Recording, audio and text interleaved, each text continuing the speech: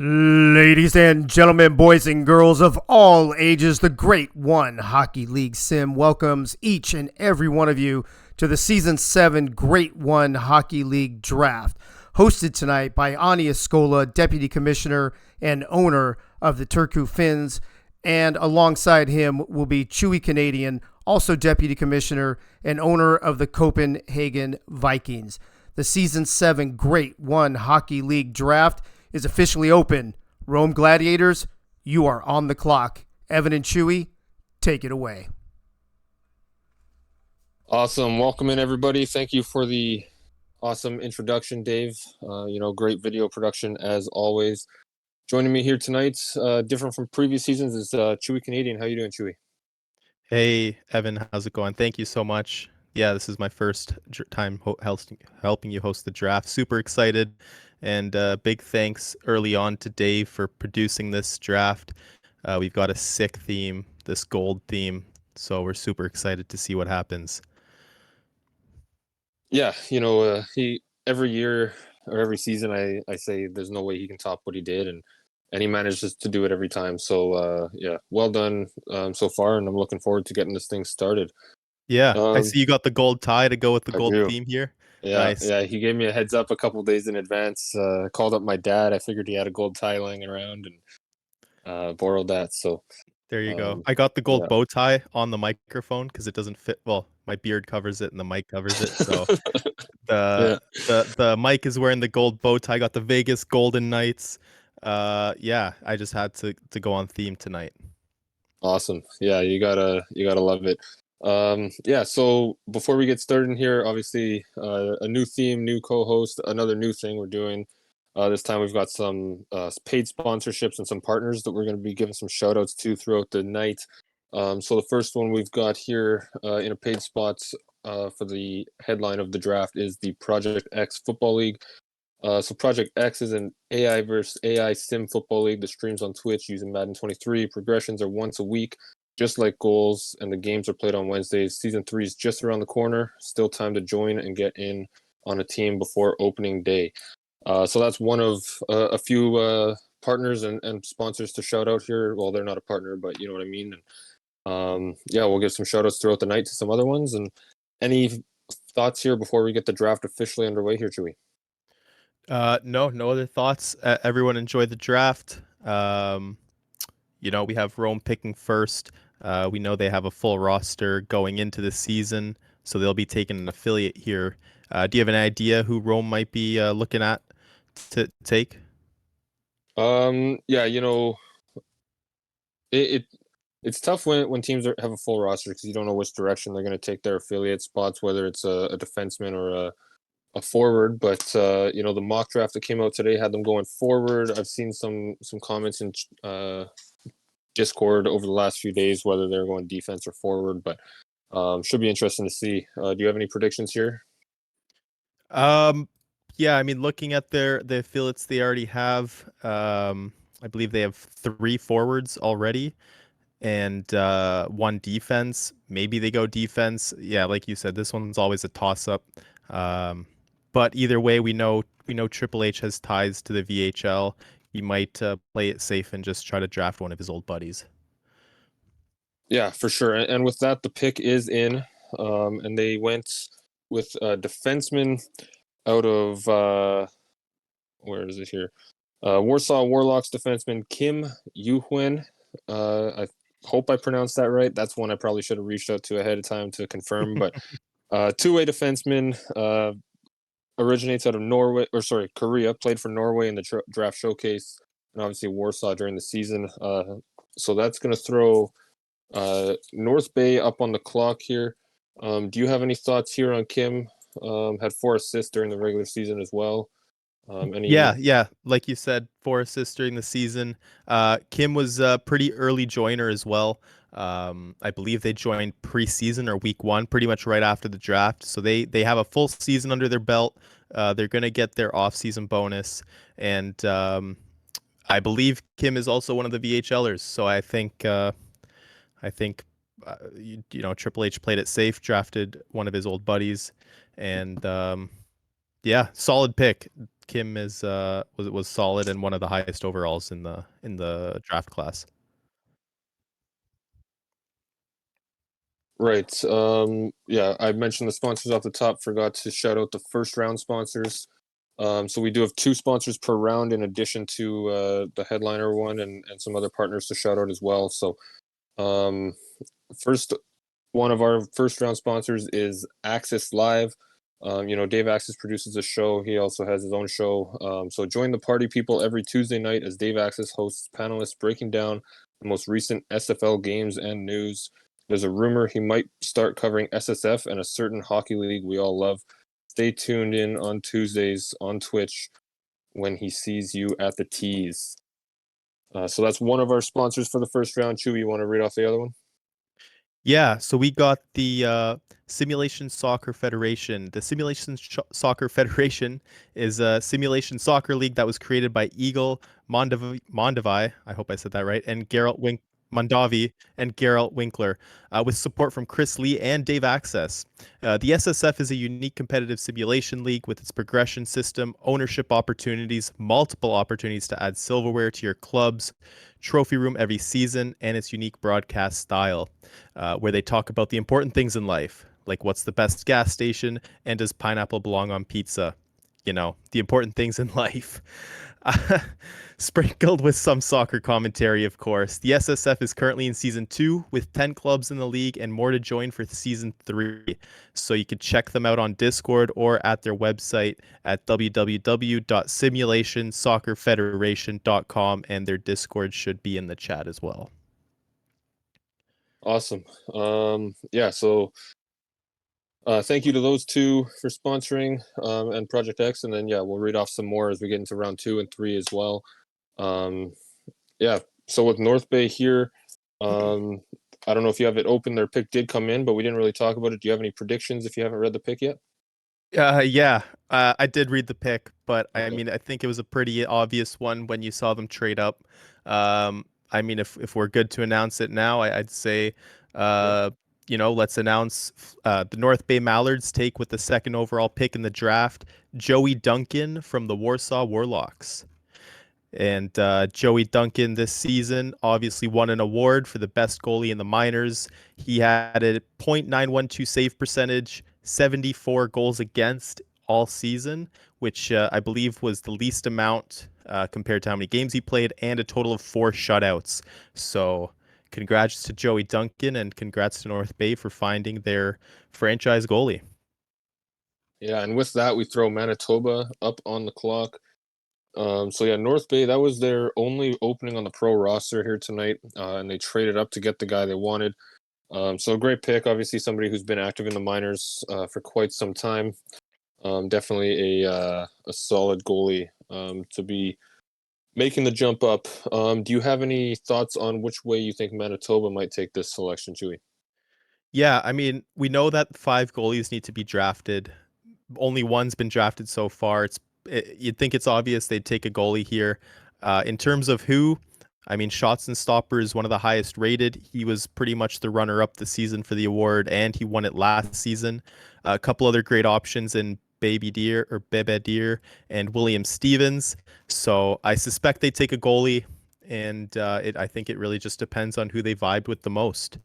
Do you have any other disagreements on that one? Yeah, I think goalie is a big need. It's an important position. I wouldn't be surprised to see him go goaltender here. And with that, the pick is actually in, and we were wrong. So the Manitoba Ice Hawks have selected forward Milo Newman going Wow. to, somebody we expected to go early, but definitely thought Manitoba was going goalie here. So Milo Newman, pretty active. And with that, by the way, that'll be the Sapporo Steamers going on the clock. So Milo, a pretty active a player for sure in a bunch of leagues. Owns a team in a rugby league that I'm in. Is an active member in PXF as well. One of our sponsors tonight. I actually just traded him a few days ago, which I felt bad about, but a great person to have in a locker room. So a nice pick there for Manitoba at number 3. Do you have any thoughts on Milo? Yeah, I mean, he had a solid season. 2 goals, 4 assists, total of 6 points. It doesn't seem like a lot, but for a lot of these draft eligibles, being 6 points is actually pretty decent. Uh, Played pretty well in the showcase for Australia as well. Austria, sorry, as well. And I'm shocked actually. This I wasn't expecting this. I mean, he needed a goalie. There's going to be a couple goalies taken right after him, unless he's going for one of the lower rated ones or he's confident that no one's going to snag his goalie. This could be a do or die situation for Manitoba because they don't need a forward in the pros, I don't believe. And Milo will be heading over to the minors for another season to develop. Yeah, for sure. Which something we've seen a lot of people start doing a little bit more in our league, and I don't think that's a bad way to go either. So it'll be interesting to see Milo in the minors next season. And like you said, we'll see what Manitoba does here with another pick coming up at pick 13. So maybe they're hoping their goalie's available there. But yeah, we'll see what happens, I guess. With that, the Sapporo pick is in. Do you want to read that one off? Or Yeah, so we got the Sapporo pick. I don't know if we've talked about this. They also needed a goalie, and shocker, they went with a goalie. They ended up going with fourth overall from the Sydney Whales, Arnold Schotzenstopper, arguably one of the best names in the league as well, especially for a goalie. Um, yeah, Sydney Wales, like we talked about earlier, he won the Best Minors Goalie Award in season 5. This past season, I would say, was runner up with a 9.907 save percentage, 79 goals against, and 2 shutouts. And they obviously won the cup, so he led his team to the promised land before his pro debut. yeah, Any thoughts here? I mean, were you shocked on this one? Do you feel like this was kind of a no-brainer? yeah. For me, Duncan and Schotzenstopper have really been the top two goalies in the minors for quite some time. For the last couple seasons anyway. And I've talked up Stopper in certain chats and things like that before. So not surprising to me. Hell of a goaltender. If we didn't get Lashik in free agency, I might have been trying to trade up to pick him. So yeah, a worthy pick at number 4 overall. And Sapporo's got their backstopper for the foreseeable future here. Yeah, I mean 78 overall as well. He's Yeah, practically I mean he's a pro now, right? Like yeah, that's awesome. yeah. Like I just signed a free agent goalie that's 86 overall, so really not that far behind some of the pro goalies that have been doing well as well. So Yeah. uh, So we yeah, got Brooklyn up next. They have a number of pro spots to fill. I believe 4 forwards and a defense. Where do you think they lean here? yeah. Obviously quantity wise, they need more forwards, but defensemen, I think if you get the right one, I think that it can have a much bigger impact with only 6 on the roster. So I wouldn't be surprised to see him lean defense here, as he, there's a lot more forwards, I think, in the draft that are a little bit closer together, whereas defense, there might be a couple kind of sitting at the top of the list. Do you have any predictions here? I don't have any predictions because it looks like that pick just came across our board here. Do you want to Okay. announce this one for the Brooklyn Alpha Dogs? Sure. Yeah, it looks like, yeah, so they did go defenseman, and they went with 5th overall defenseman Jack Jack. So Jack Jack's coming out of the Farmers, played for Ukraine in the draft showcase. 6 points as a draft eligible defenseman is pretty good. An American born player. I think I don't have those rosters off the top of my head or in front of me, but I feel like he might be in the World Juniors for the States. I could be wrong about that. But either way, a nice pick at number 5. He was just picked at number 3 in PXF 4 days ago. So, a very active user, and a worthy pick here at number 5. Do you have any thoughts on that as we throw Columbus up on the clock for their first pick? Yeah, I mean, if this Jack Jack is anything like the Jack Jack from Incredibles, that's a solid pick. Jack Jack, arguably the best Incredible out there. But yeah, I mean, it's a solid pick. I think he made it known to a lot of teams he wanted to go to an expansion team. He wanted to start his pro career, with a brand new team. Sounds like he wants to be that franchise player, setting all the records. Just have his statue in front of the arena one day. So I'd say that's a solid pick. Super active as well. Um, and a little off topic though, but let's just talk about how sweet these team transitions are. The gold coming in. I just saw the Columbus chill one. Yeah. They're sweet. So other than that, I've got nothing else to say about Jack Jack, but that's a great pick for the Brooklyn Alpha Dogs. Yeah, good point. The transitions that Dave puts together are always incredible. Especially this time with the theme of the gold, and I also was just reminded that you put together all the circle logos here for each team as well. So those look pretty sharp, and yeah, nice work throwing those together. And there's a lot of people that contribute to make this draft show possible, and obviously graphics is a big part of that with you and Dave throwing that together. Yeah, thank you. Some of them were tough. If some teams find theirs pretty basic, I'm sorry. My creative mind sometimes got lost with some of them. The chill one that's up right now, it was one of my favorites. So I hope Nate enjoys it. Speaking Awesome. of Nate, who do you think he goes here? He traded back from the second overall pick to sixth. I don't know if it was the greatest decision. He did get the 12th, I believe, as well. So Mhm. he does get two players for the price of one here. Yeah. Yeah, What plus are the you thinking second here? round. Yeah, he also got a Plus the second yeah, round next season. So yeah, I think that's a exactly. good haul. If I was in his position, I'd say that was a good trade. Yeah. Unless one of his targets got taken before. Yeah, for sure. Good value for the moving back of 4 spots or 5 spots. But yeah, obviously if who he wanted was taken ahead of him, then it's not as good of a look. But either way, his pick is in, so I'll announce that, and then we're actually gonna have you on the clock, so I can talk for a few minutes if you need to get your pick ready. So Columbus with a forward opening, yeah, one forward opening on their pro roster. They're gonna go ahead and fill that by taking Adam Croft. Um, like I said, a forward.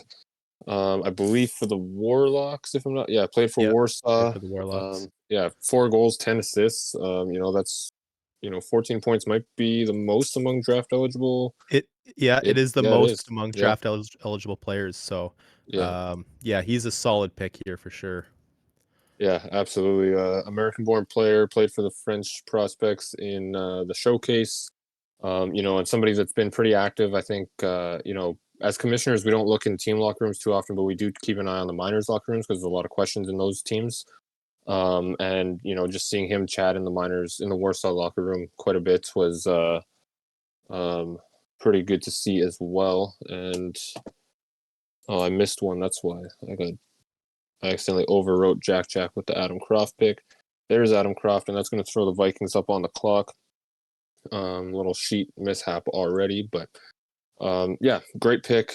I think the only forward taken ahead of him, yeah, was Milo Newman. So obviously, if that was who Columbus wanted to fill that spot, that would be a tough one. But aside from that, I think Adam Croft is a very good pick here at number 6.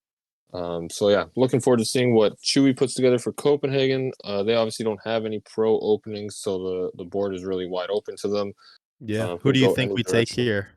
Well, Yeah, well, I was just gonna flip to the mock draft, see what that had you taking. It was Sniper Nacho Sicario is what our expert McRoss called. I don't think he's gotten a single pick right yet though.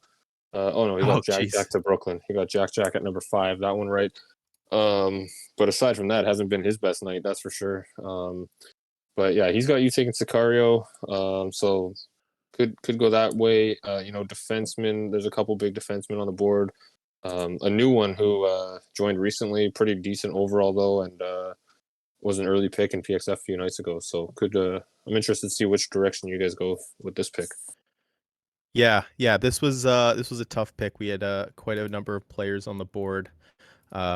Just finalizing some stuff now with the GMs as we speak here, but I think we've got this locked in.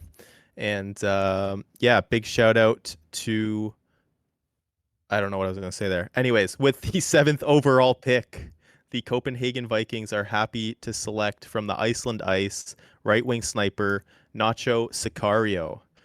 So Okay. congrats to McRoss. You got another one right wherever you are.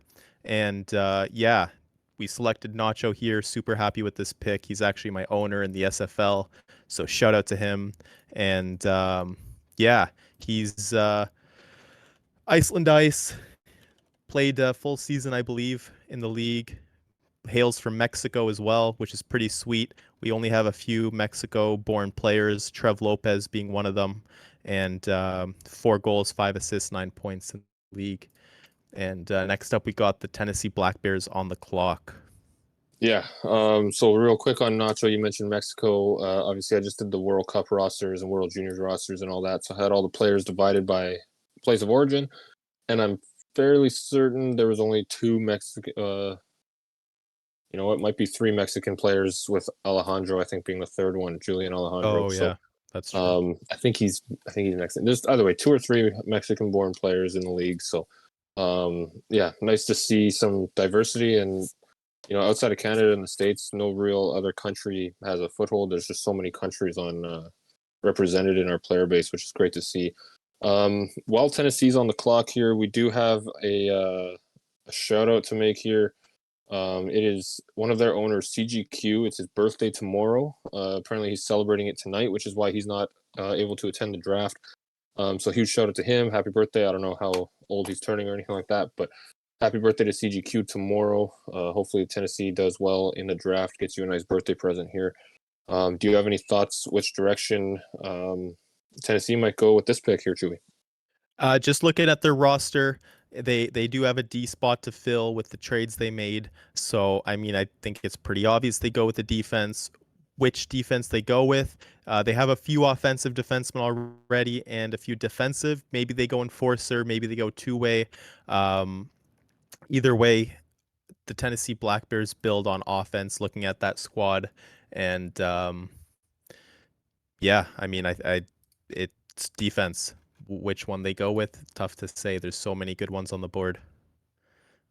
Yeah, absolutely. Like you said, they could go 2A, it could go enforcer. There's a bunch of good options. I'm just trying to count here. I see 5 or 6 or 7 or so that were mocked in the first round that haven't been picked yet, plus a bunch in the early second. So huge, I guess, player pool to pick from, and Yeah. looks like the pick is actually in. Do you want to read that one off, or do you want me to take this one? Yeah, I'll go right ahead. So with the 8th overall pick, the Tennessee Black Bears select right D offensive defenseman from the Pittsburgh. Malmo Royals, Saul Goodman.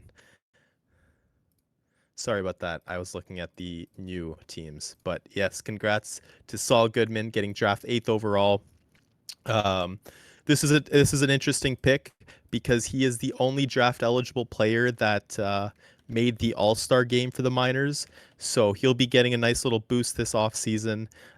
Played his prospect showcase games in Austria, and he had 6 assists last season, which, like I said earlier, is pretty decent for a draft eligible defenseman. Do you have any comments here? I know we have Honolulu up next. If you don't have any comments, maybe we ask one of the previous owners that made a pick to talk about their pick. Yeah, for sure. I was just gonna say, great pick. I watched Malmo I watched all the Miners games for the most part, but I watched Malmo pretty closely, having a lot of Finns affiliates on there, and Saul was pretty active. A solid addition here to the Tennessee Black Bears roster. As we throw Honolulu on the clock, do you have a guest in mind? Looking over the list here to invite on. Yeah, I'd love to get Wicked's opinion on his pick. I know he wanted a little bit of a heads up if we were going to call on him, so I'm just speaking words until he unmutes himself and talks about why he didn't go with a goalie with the 3rd overall pick. Thanks for the heads up. You guys hear me all right? No Yeah. problem. Yeah. So, well, we can open our butts up now. We really favored one goalie above all the others, and he got taken at 2. And my team and I are feeding a bunch of information at me, and they have really good information on Milo from other sim leads and friends and stuff. And the fact that he didn't go 1 was really a big opportunity for us to jump on him. And if we have to take a goalie, I have faith in all the goalies left right now. So to me, I have faith that who we picked later on, it's going to be perfect for us anyways. So we just couldn't pass up the opportunity on Milo here. Awesome. Well, I hope that works out for you. Hopefully you don't get scored on too much next season. Actually, I hope you do because we have your first. So I hope this backfires for you. No Oh yeah, bias. of course, huh? Of course. That's all right. Yeah. Well, it is what it is. We took a chance here, of course. Everybody, like you guys, like you got caught off guard here with other goalies, so we were laughing pretty hard in the other group chat about you guys making false predictions. So you guys look like fools more than I do. All right. So you're on my hit list for the rest of the draft because of that comment. Of course. Um, Wasn't I but already on there? no.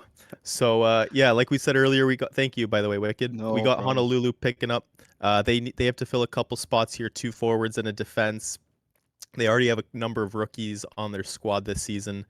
You said earlier that a good defense is usually the way to go. What do you think the Honolulu Tropics do here? Yeah, I could see defensively, there's still a number of options. I could also see them taking a forward with, like you said, 2 forward openings. An important thing to look at for them, they don't pick again till 31, I think that is. Numbers are a little small for me to read, but I think 31 is their next pick. So it is a bit of a gap here between picking pro players. So yeah, we'll see which direction they go. And it looks like it's actually in. So I'll read this one off here. Is right defense, defensive defenseman, Evie. Evie going to Honolulu at number 9. That's going to throw the Turku Finns up on the clock here. Do you have any thoughts on the pick of Evie going to the Tropics? Yeah, so Evie, interesting player. They were in the league in season 5, then they retired to join back midway through season 6 to make up all their progressions. Smart move, I guess. They played for the Bucks this season, the Beijing Bucks. Evie's from Japan. Who knows what they evolve into going to Honolulu? I'm thinking maybe Leafeon because it's Honolulu, lots of grass, lots of leaves. I feel like that makes sense. 1 goal, 6 assists last season. And yeah, big shout out. Evie will get their pro call up this season. And actually, I was thinking as we're going through the draft, a little bit of the history. I mean, do we normally see a ton of forwards going? Do we normally see a ton of defense going? I know season 2 was like the draft of the defenders. I think that's all we saw in the first round. Are you surprised with the mix this season? What's your thoughts, Evan? Yeah, I know we've talked about that on previous draft shows where season 2 was so defensive heavy. We've had other ones that were very forward oriented. Obviously, seasons with expansion, we see some goalies sneak in there as well. But the last couple I feel like have been pretty balanced, so I'm not too surprised here. Just with the fact that a lot of teams are drafting affiliates, not necessarily for their pro roster. So these are players that you're looking for good attitudes, people who maybe have a little bit of a lower overall you can take a chance on because you're not asking them to play in the pros right away. So kind of seeing a mix of how teams are building out their affiliates and then obviously the teams that still need pro spots, kind of addressing those. But yeah, the mix doesn't surprise me too much. Does it catch you off guard at all? It's been interesting. The past, like defense, obviously the higher rated players, you always kind of suspect that they'll go first. But now, like you said, now we're seeing the activity drafts. So I mean, you're not even looking at overalls anymore. So it's gotten a lot more interesting. I think we'll see a defense run soon. Seeing that a couple big ones were taken. Now people's lists might be a little shorter. But we've got a couple minutes before your pick. There's one person that I would like to call on. I just got the notification. It's the perfect time to call them. And the team that picked first overall, Triple H, do you have anything to say? He's not even in the chat. Forget that. Maybe Turku can just announce their pick. Jeez. When you said that, I'm scrolling the chat. I was like, is my computer lagging? I don't see him in there, but He just said that's call on him, so I don't know what he's doing. Oh. He must be anyways. Well, Triple H, if you want to talk, hop in the voice chat. There But he is. I'll read off the Turku Finn's pick, and then we can get him on here to talk about his pick at number 1. Awesome. So Turku Finn's we are going to go ahead and select left wing power forward Matthew Taylor. So at number 10 overall, we're grabbing a power forward to. We don't have any pro openings, so he's going to be playing in the minors for us to start out. Pulling him from the Iceland Ice, a player out of England, had 11 points in the minors last season, one of the top numbers among draft eligibles. I think number 2 or 3 on that list. So we're pretty happy to have him. Had a pretty positive conversation with him as well. So Chewy, did you have any thoughts on that quickly? And then if you want to go ahead and call on Triple H as we throw Albuquerque on the clock. Yeah, no, it's a solid pick. I think a lot of people were high on him. Again, 11 points this season. That's pretty solid for a power forward. So congrats on the pick. He'll develop nicely for your team and hopefully makes a call up soon. And quickly before we take it over to Triple H, with Albuquerque on the clock, they have a pro defense spot open. I'd say it's pretty obvious they go with the defense spot, but we'll see here in a couple of minutes. And we got Triple H in the chat now. Finally, thanks for making me look a little dumb there. But why don't you talk us through the first overall pick? How did it feel having it? Did you want to trade it? Did you know you wanted it the whole time? Give us some answers, Triple H. Hey guys, I got a whole bunch of offers for it, but my asking price was really high just because there were some guys that I really liked in the draft. As Kim, he was probably my number one, as you saw. Yeah, he's a great guy. He was one of the prospects that we talked to that was very okay with staying down in the minors, and I really didn't want to pick someone high up in the draft if they wanted to play pros because I don't have the spot for them. So yeah, pretty baked, but yeah, that's about it. Thanks, guys. All right, thanks so much. Do you have a follow-up question for Triple H there? Or are we pretty satisfied with that answer on first overall? Yeah, pretty definitive. I like that. Wanted to pick somebody that was thinking about or okay staying in the minors at least, which is always good to see. I guess was that decision of picking Kim was that made early on, or were you still kind of wrestling with it even today? I probably had about 3 guys down at the very end. And me and the AGMs were just talking back and forth about who we thought. We went with Kim because he's a really safe pick. I've known the guy for a very long time. He's been in sim leagues for probably longer than some people in this league have been alive. So he's very dependable and will always update. So that's pretty high up on the list. And I know I've even had dinner with the guy a couple of times in Calgary. Nice. That's awesome. Sweet. Well, yeah, thanks for coming on. And who knows, maybe we'll call you on a little later, but good luck as you have a few second round picks coming up. So good luck the rest of the way. Thanks, guys. Good broadcast. Thanks. Bye. So looks like we just got the Albuquerque pick here. I'll announce it for us. With the 11th overall pick in the Season 7 draft, the Albuquerque Pharaohs select a defensive defenseman from the Austria prospects, David Vent. And yeah, David Vent, like you mentioned, Austria prospects didn't play in the minors last season. I think that might be the first player taking this draft that didn't play a single minor league game. So a late joiner, but defensive defenseman obviously started off with a pretty decent overall, some pretty decent physical ratings, maybe a little on the slower side, but that can be worked on for sure. American-born player. They only played 3 games per team in the showcase, but definitely I noticed some nice plays from him. Did you notice it? I don't know if you watched the games. Did you notice anything or any other thoughts on the pick event? Yeah, I did tune in for a couple minutes. I did see him lay out a few big hits. So obviously Albuquerque liked what they saw in those few games. They're going for someone to help them on their back end. Cam is really high on his defenseman as well, so I'm not shocked that he went with this pick. Interesting that he passed on a few players that have been in the league longer. Maybe we have him on a little later, or why don't we have him on right now? I see him in the chat. Cam, do you want to talk about this pick here? Why you went with David Vent over some of the veteran minors players this pick here? Yeah, sure, I can count on here. We went with Vent mainly because my scouting team picked him up as someone that is dependable and active, as well as someone that they've known personally for a really long time. So they put in a good word for him, and he he fit the position and the archetype I was looking for. So it was kind of a like, all right, no brainer, we'll pick him up. Yeah, I see in the chat one of your players, Stig Magnus, says Vent is his boy, so it sounds like there's some friendships there. That's always solid to bring in friends Mhm. together in these leagues. Absolutely. Yeah, definitely.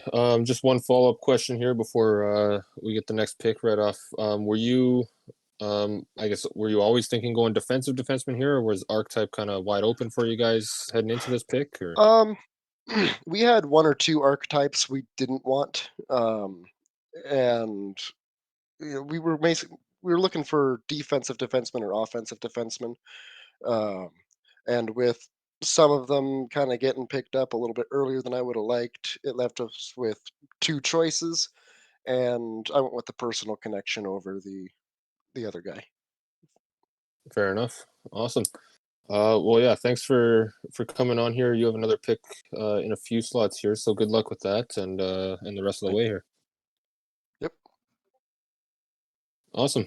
So with the Chill, we have their second pick here on has been submitted. Obviously, we saw them earlier pick up Adam Croft at forward. This time they're going to go with another forward and pick up Hugo Lapierre.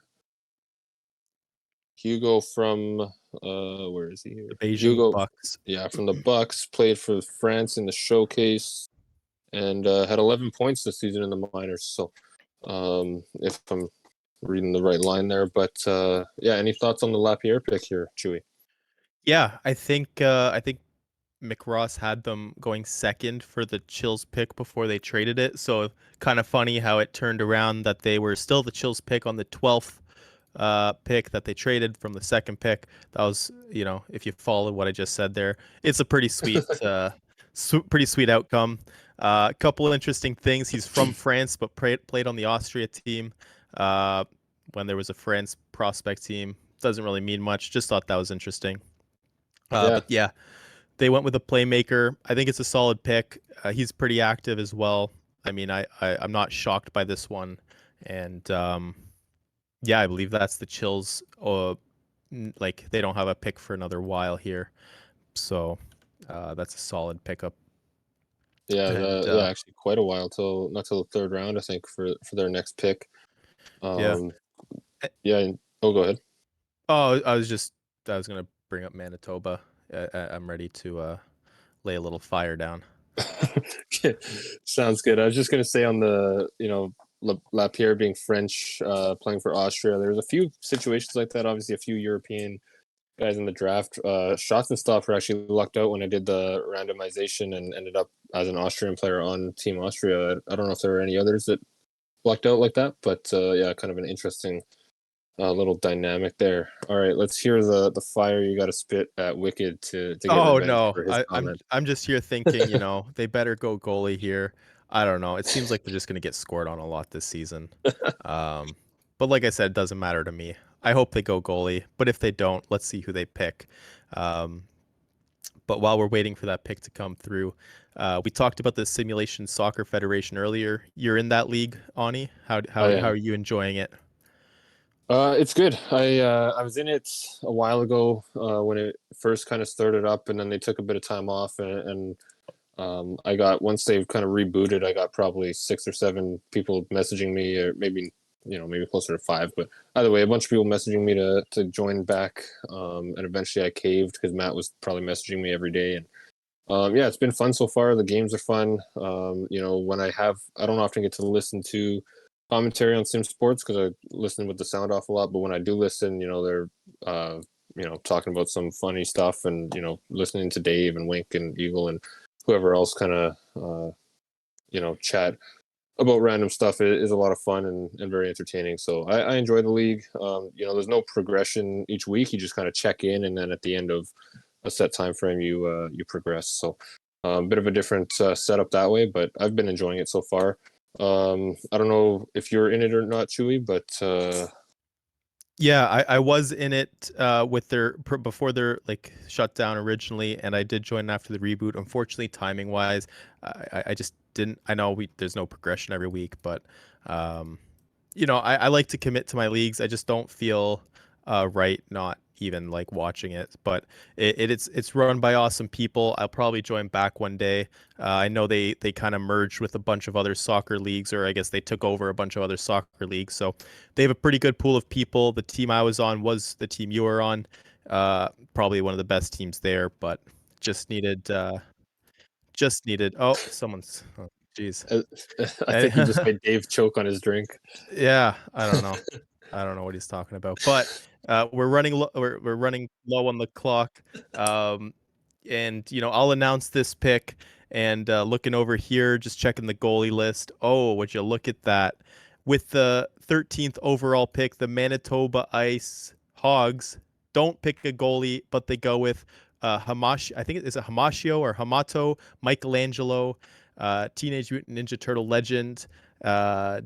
Two-way defenseman that played on the Iceland Ice. That was Yeah. a statement. Sorry. that that was a statement. Just didn't sound like it. Yeah. Michelangelo, that was a player we had high on our board as well. I didn't expect him to fall all the way back to us. Oh, excuse me, but if he did, that would have been incredible for us. But wasn't expecting it. Nice pick for Manitoba, even though they still don't address that goaltending position, like you said. With that, we're going to throw the Florence Firebirds on the clock as we take a look at their graphic. And just while we await their pick, before we touch on what they might do with it, we do have an announcement to make as well. When it comes to Florence, a lot of people, especially in the round table chat, like to joke that they have 1,000 GMs. Well, the good news for that is one of them will not be GM anymore. He's actually going to be stepping up to be co-owner and help Squibs with a little bit more of the higher up big picture stuff, and that's going to be Guy Clausen, newly appointed co-owner of the Florence Firebirds, joining Squibs in the owner's boardroom. So congratulations to Guy. Well deserved, active in the league. I think a lot of people really like him. So great to see him kind of step up into ownership role to help out Squibs over there. And Chewy, do you have any thoughts on that promotion of Guy, and then or anything you think Florence might do with this 14th overall pick? Yeah. First off, congrats to Guy Clausen. I mean, he's I'm confident to say he's a Gohls legend. Awesome guy, always in the chats, always watching the Twitch streams, and like you said, he's been a huge part of Florence, and he's going to be helping Squibs out a ton. So a big shout out to him. Welcome to the owners group, and welcome to the craziness that you've joined. Yeah, of being and a Gohls owner. And if you're ever wondering if he's in kind of lurking in a Discord chat, just slap a reaction on a post and see if it doubles right away, because he likes to click that second reaction. I saw somebody make a joke about that the other day as well. And yeah. Dave says they call him the remote Dino in the SSF. So yeah, definitely. But yeah, he's always around, always chatting. Great to see. So congrats to Guy.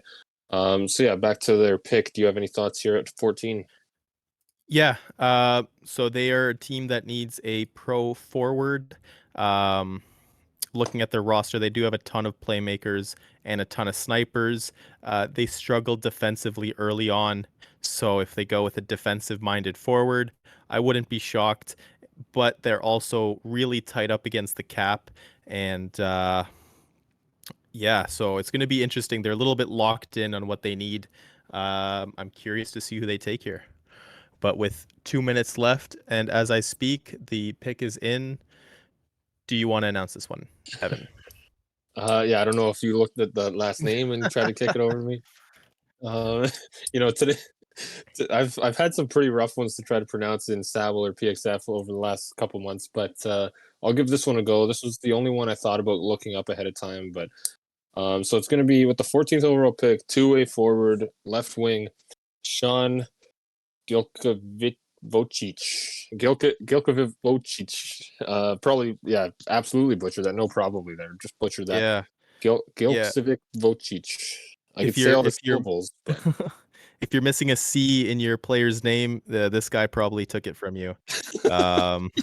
He played with the Tokyo Tigers and the Austria Prospects. 1 goal, 2 assists. Two-way forward, yeah. So they went with the defensive forward. Whoever commentates this game, good luck. And good luck to the EA commentators as well. I don't even know what they're going to say when they see this guy's name. Yeah, if I'm commentating that's just going to be Sean G with the puck.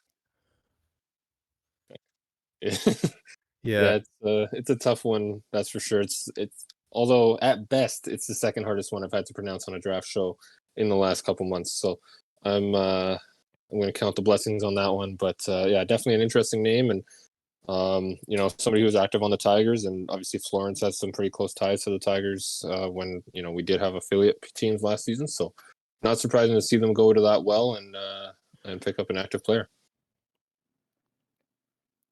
Yeah. And who do we got in the chat here? We have is Bobby available? You picked a little bit earlier, Evie. Did you have any comments on that pick?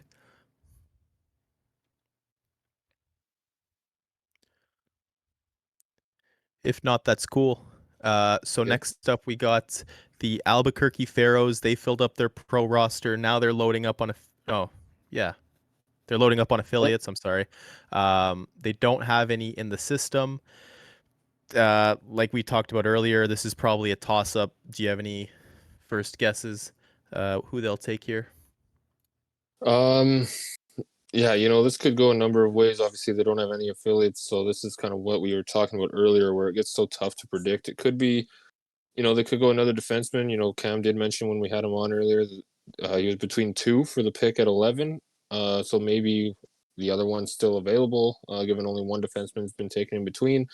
Or could go forward. There's a lot of good forwards on the board here, still remaining. So it'll be interesting to see what direction Albuquerque goes here, as their pick should be in any second.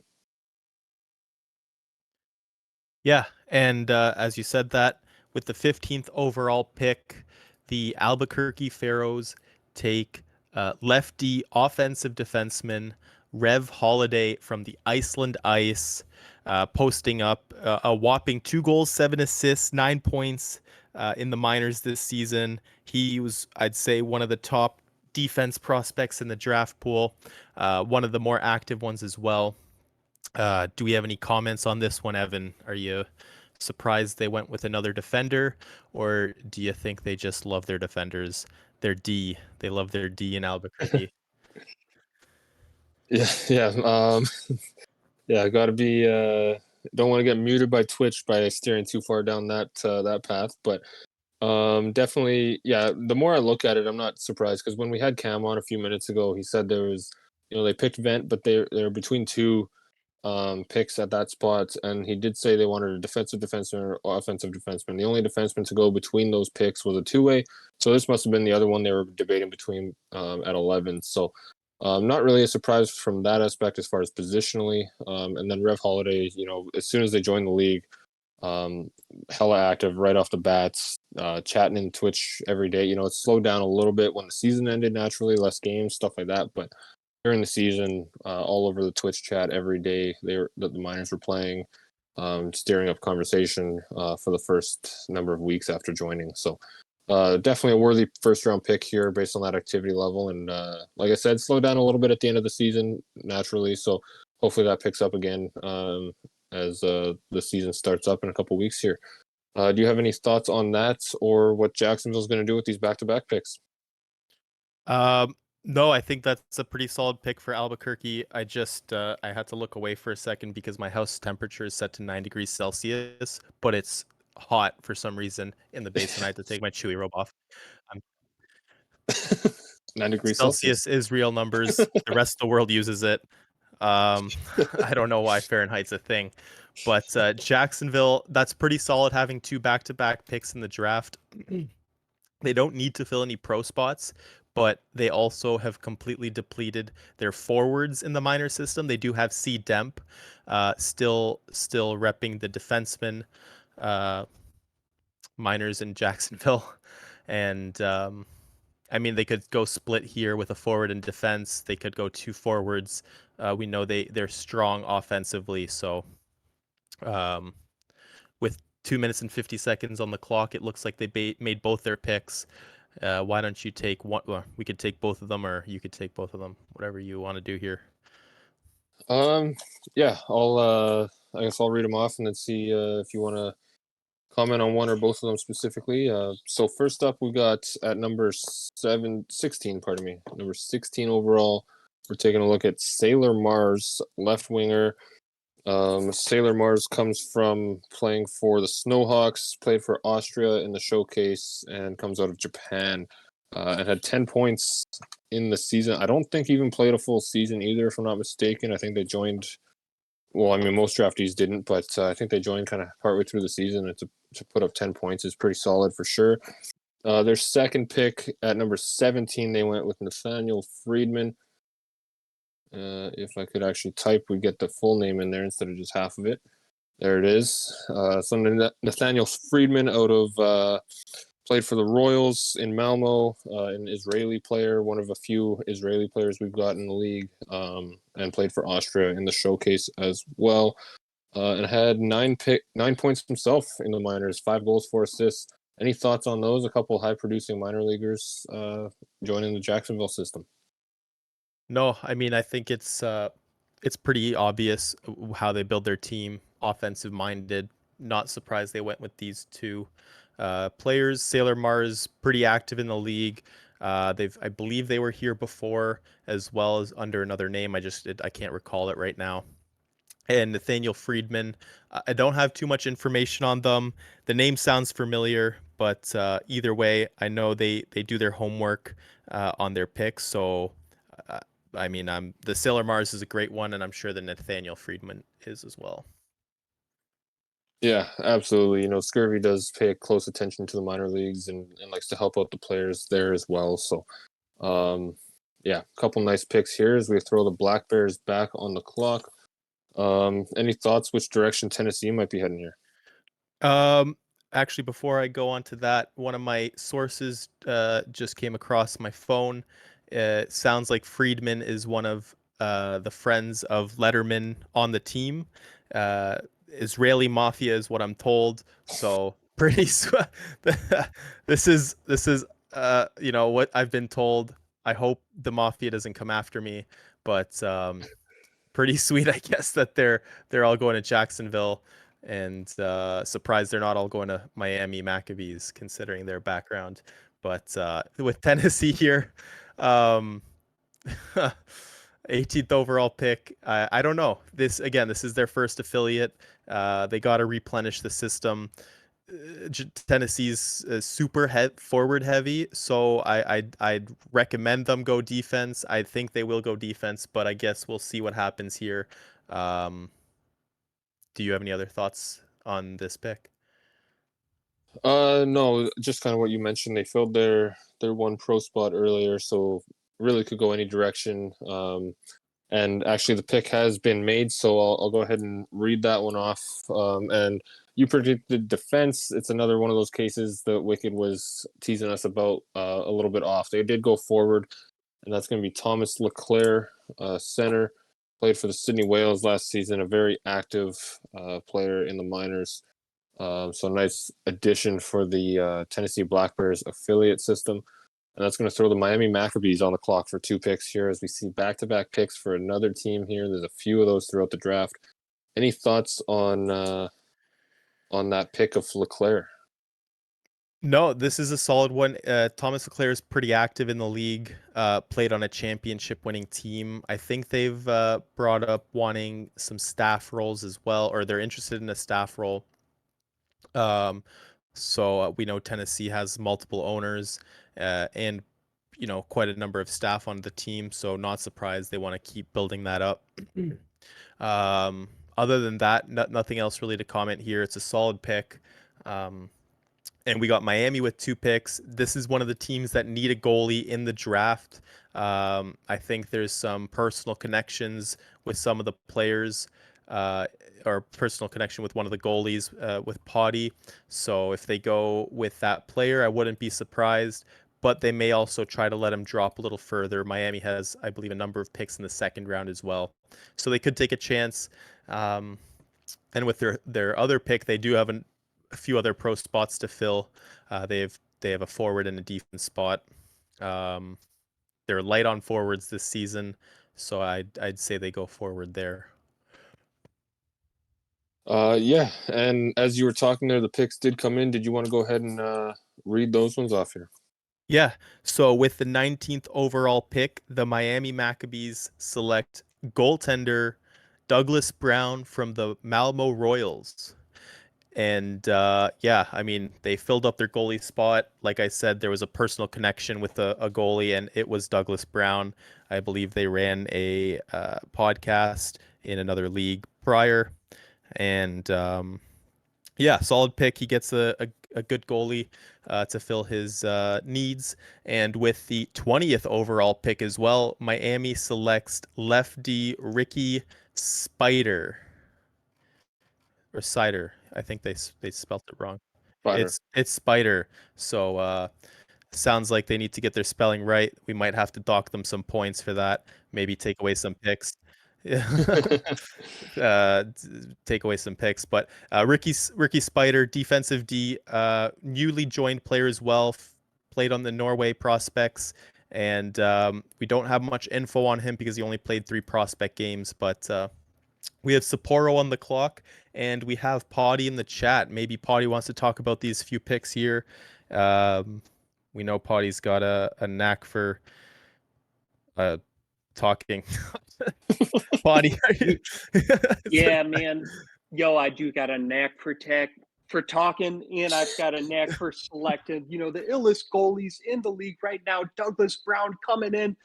How many shutouts did he put up in the playoffs of those minor league championships? Either it was this season or the season before. What an incredible player. We are privileged to have him here. And with Ricky Spider, all 8 legs coming out on the ice, just like sprawling across it, getting in the web and bringing home the gold. That's what we're talking about in Miami. That's why we're bringing it up. If you're coming from the bottom, come along and let's take it to the top. Nice. Yeah, that was like a rap, like a acapella. You also selected Ricky Spider. Do you have anything to say about him, or is it just Douglas Brown here? I talked about Ricky Spider for a little bit about crawling on the ice with the Oh, web. you did. But, I'm so sorry. yeah. I was so mesmerized by the way you said it. I had no idea what you even said, but Well, that's I appreciate it, and we all appreciate the opportunity to pay witness to glory that's coming this season. So everybody, get your season tickets down in South Beach because we're bringing it home. all right. Yeah, I think your dog in the background's playing with a squeaky toy there, but we've got a few picks to call here. The Sapporo Steamers. Let's just announce it here to make up some time. With the 21st overall from the Tokyo Tigers, Sapporo select Hugo Cortin, left wing sniper. Yeah, that's another active person being picked here. And going back to the Miami pick, Ricky Spider, that's another, super new person to the league, but pretty active so far. Joined PXF last week and was picked first overall like 4 days later or something. So definitely has that activity, that pedigree. Came over from, I think, the SFL. So definitely been in a few sim leagues and deserving of an early pick. And congrats on being the 20th overall pick today. Yeah, and then Hugo, another one from around a few sim leagues. Definitely a nice pick at number 21 for Sapporo. Going to be an active member of that locker room as well down the road. Who I think Sapporo, yeah, I think he'll be going pro if I'm not mistaken there. Yeah, that's their first forward he pick. would be. So. Yes. Yeah, and yeah, like you said, he'll be going pro. We're in some fun information. We're in the like compensate picks. Thank you. Compensatory. Yeah. Compensatory picks, with Hugo being selected 21st. So there is 3 picks here that are technically first round, but yeah, that's a solid pick. He's super active, and I read the Twitch chat, and now I'm flustered. So why don't you take it? Why don't you take it now? Yeah, so Evan? just quickly on compensatory picks, we've got a few ways you can get it. The expansion teams could get them through passing or having a player leave in free agency, or if a player retires within a week of being traded, comp picks may be awarded as well. So that's why we've got a total of 8 of them this season, 3 in the first round, 5 in the second. So that's why you'll see a 20-team draft going a little deeper than 20 in the first couple rounds here. So anyway, with that, the Glasgow Blackwatch pick has been made. Try to catch up a little bit here. It's going to be right winger Fritz Steiner joining the Glasgow locker room. They didn't have any pro openings. Sorry, go ahead. Nope, go ahead. Oh, yeah, I was just going to say they didn't have any pro openings, so he'll be one of their affiliates here. He was one that had interest in some staff openings as well. So definitely a nice pick up here towards the end of the first round. Any thoughts on the Steiner pick, or what Albuquerque might do as they're back on the clock for what I believe is their 3rd pick of the first round? Yeah, I think they do go with the forward here. They've got their defense back up in the minors. I think they do go with the forward minors player. Yeah, nothing else to say. Just yeah. Awesome. Yeah, well, that pick is in as well. So let's catch up by reading that one, and then it'll be the between rounds here. We'll do a quick recap and a couple things there, and as we get round 2 going in a second. So with the Pharaohs rounding out the first round at number 23 overall, they're going to take center Xavier Hawkins, who off memory was a member of the Ice, if I'm not mistaken.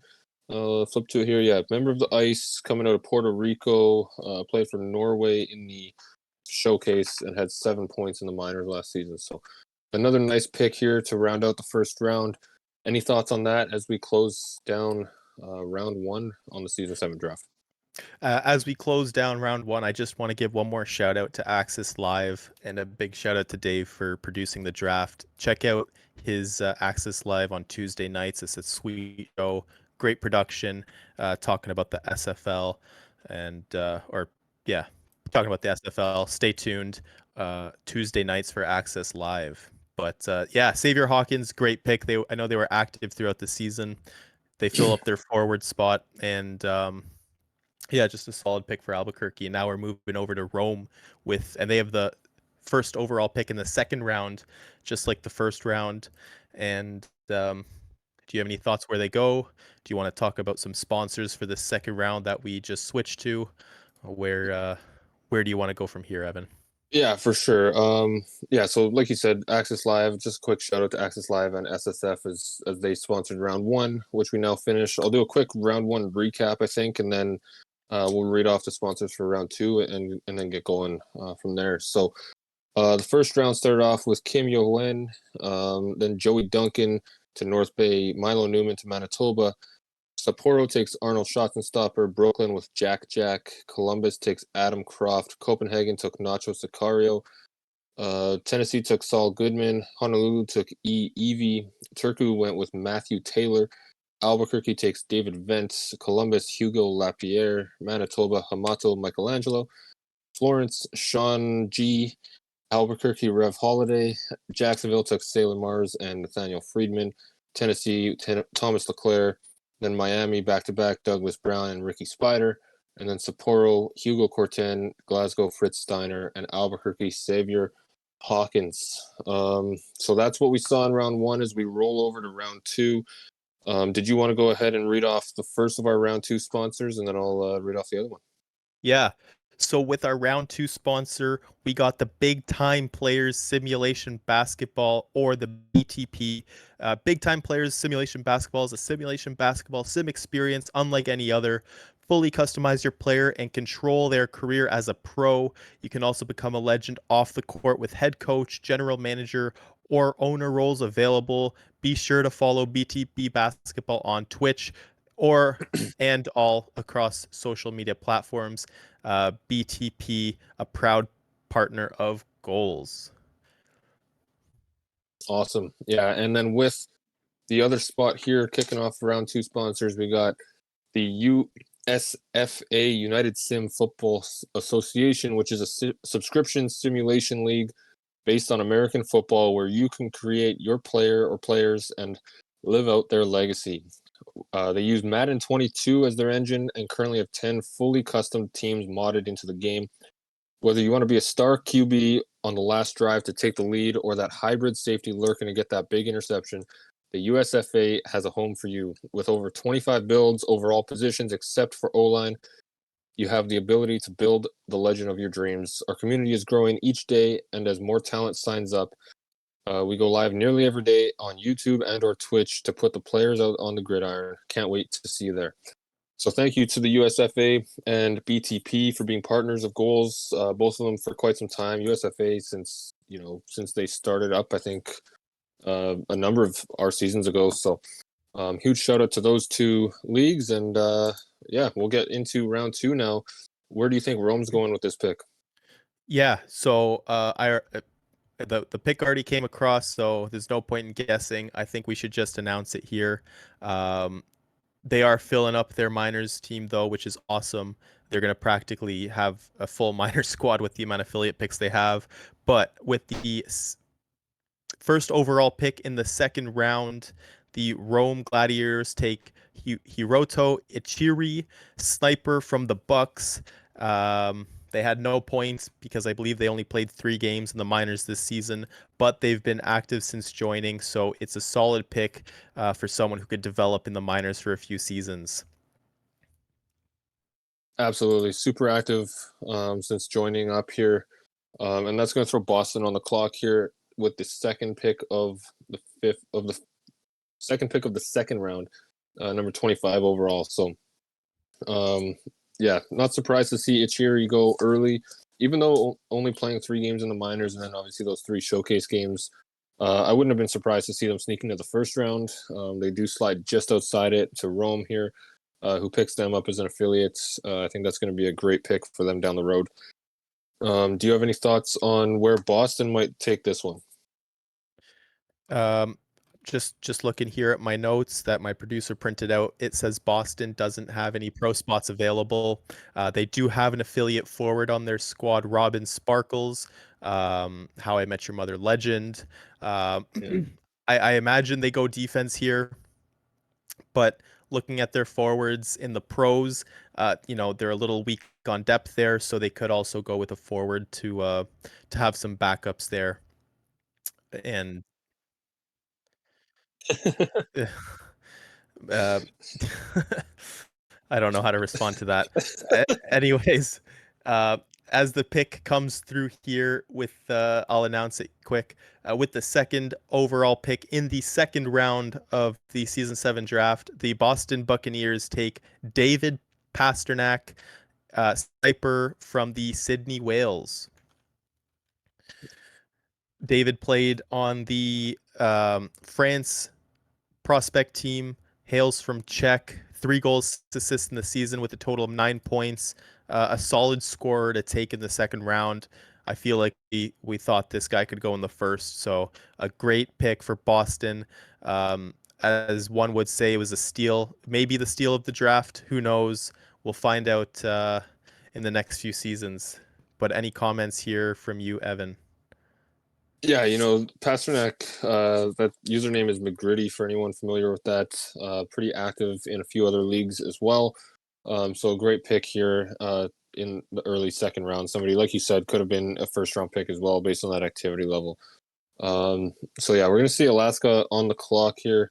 So yeah, definitely, like I said, a nice pick, David Pasternak. If he plays anything like his namesake in the NHL, that'll be quite the player for Boston down the road here.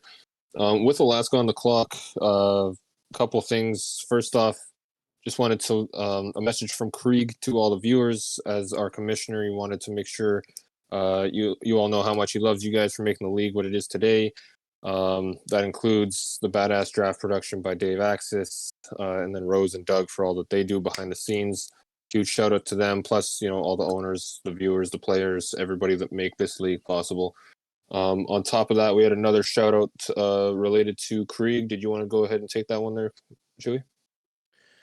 Yeah, so huge shout out to Krieg. It's his 10-year anniversary with his wife. They're doing their vow renewal soon. Spit it out.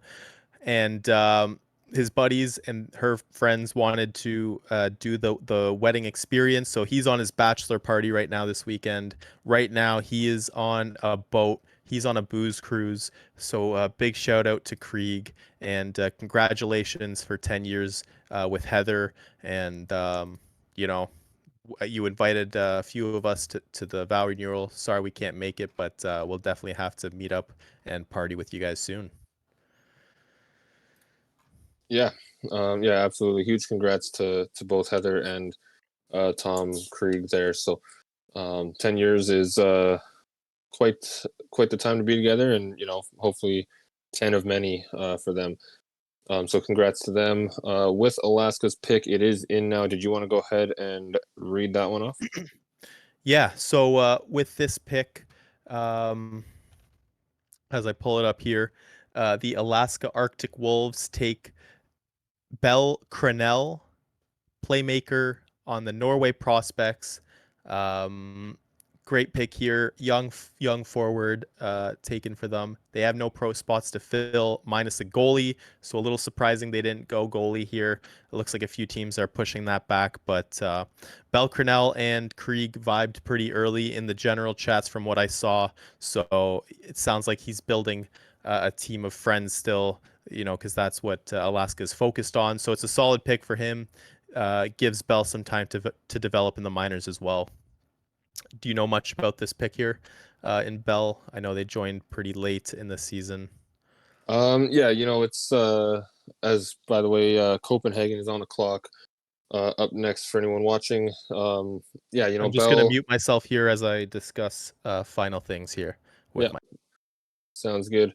So Bell Cranell, like Chewy mentioned, somebody who joined the league relatively recently. But since joining, has already joined a few other sim leagues. We've seen them around. Obviously, like I said, the PXF draft was a few nights ago. They were drafted in that to actually my team, to the Steelers. And then they were also, I believe, in Sable will be draft eligible next weekend.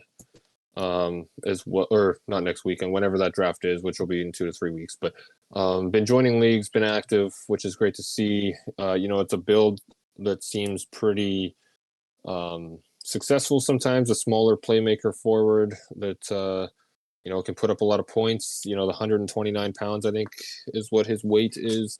Can be a little bit of a danger sometimes. You don't want to take to 5'7", 129. So might need that Florence training plan, putting on a little bit of weight. But either way, if he doesn't get hurt, that's a type of build that can score quite a bit and can be pretty quick as well. I'm not sure if we have anybody. I don't know if Scurvy, I see you in the chat. I don't know if you're talking tonight. Did you want to come on and talk about Jacksonville's back-to-back picks towards the end of the first round there? Yeah, sure. It's the typical Jacksonville approach. Screw defense. We're just going to try to outscore you, But we just I think you guys already mentioned we completely depleted our forwards out of the affiliates, so that became a priority to refill. And I got a really good defenseman down there still in Dimp, so that was the priority right now to get a couple good forwards in there. And Friedman, he's we lucked out. Do you ever have somebody say, "Hey, can you draft my buddy?" And then you look at the guy's build and you go, "Oh no!" But we got lucky with Friedman. Friedman's just what I likely would have drafted, even if he wasn't Letterman's friend. So all's looking good. Going to work on a defensive hole this year and see where we go. Awesome. Yeah. So Friedman, like you said, friends with Letterman. That's always great to reunite people like that, especially with a build that you like. Going to the other one, Sailor Mars. I believe, if I'm not mistaken, that's Wildfire Micro is the username. That's a name that a few people have seen, probably a few different leagues. Is it someone you've known from other leagues, and maybe that helped you pick I him up do. here? Or Yeah, I do yeah? have a history with him somewhat from last season. Okay, We chatted around, and Adam also knows him from SFL, so nice. we're gonna go ahead and see if we can plug him in the affiliate system here and put him in that.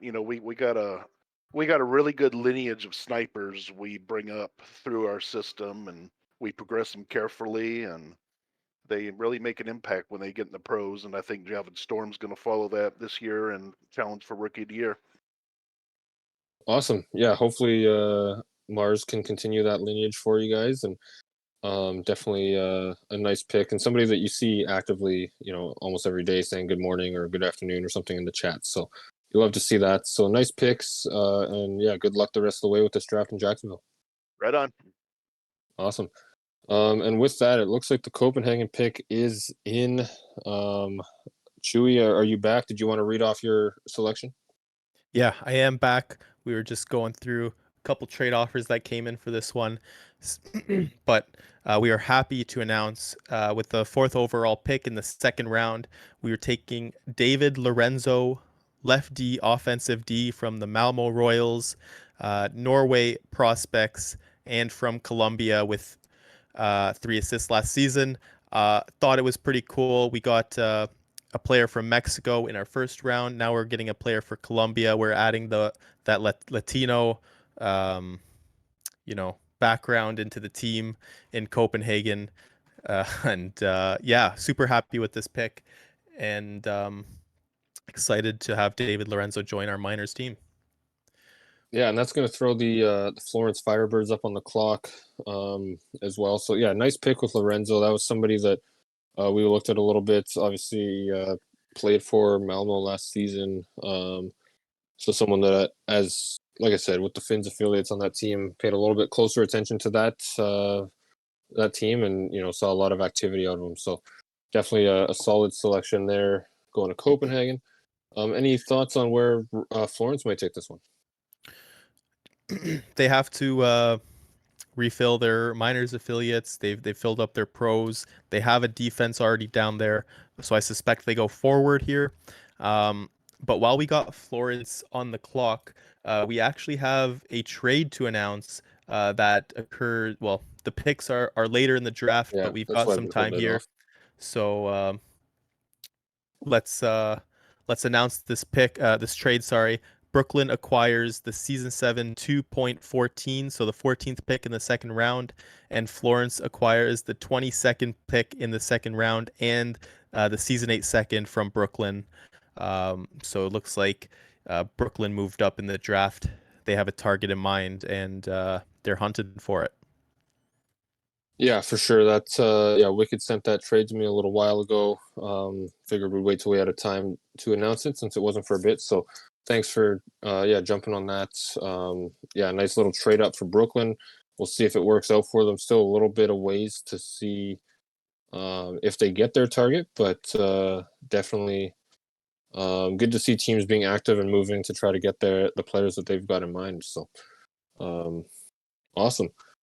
With that, Florence's pick is in. Did you want to go ahead and read that off? Of course.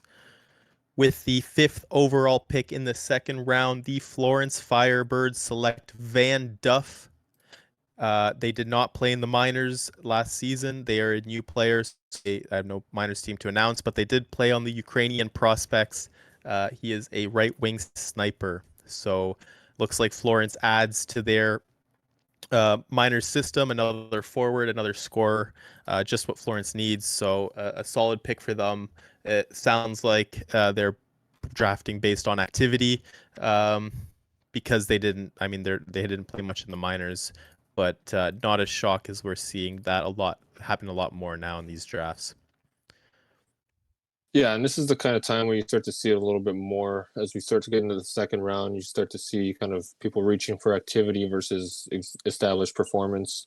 Whereas the first round, you kind of look at activity a lot, obviously, but somebody who's been in the league for a while kind of shows at commitment level. So, this is kind of the range where we'll start to see a lot of newer people start to go, I think, even though we've seen a few of them come off the board here. Do you have any thoughts on what Rome's going to do at number 29 overall?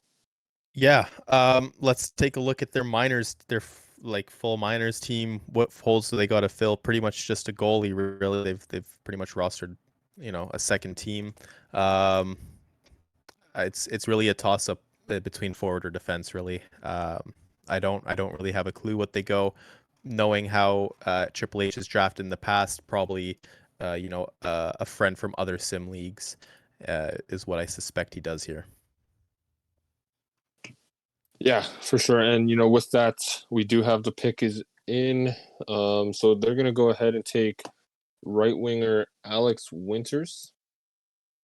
So we'll throw that on the draft board, Alex Winters, and that's gonna throw Miami up on the clock. So Winters is another newer person. Didn't play in the minors. Played for Ukraine in the draft showcase. So obviously didn't have any points in the minors last season, and we didn't track him for the showcase games. So. American-born player, somebody newer, like we just saw with Van Duff. I don't know the username personally. Do you have any thoughts on the Alex Winters pick? No, I'm not familiar with them. I believe they are from another sim league. I can't confirm that. Maybe Triple H can confirm that to me later. But like we talked about, they have so many affiliates that they can really do anything here and just let these players develop over time.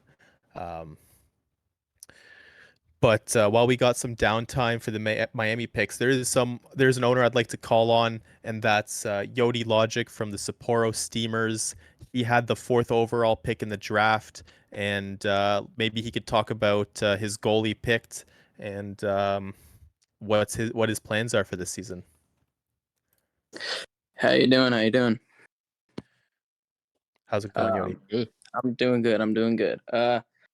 When I was looking at that I had 4, and I had talked with Wicked, Manitoba, and I traded back because I was pretty confident that I'd get Arnold.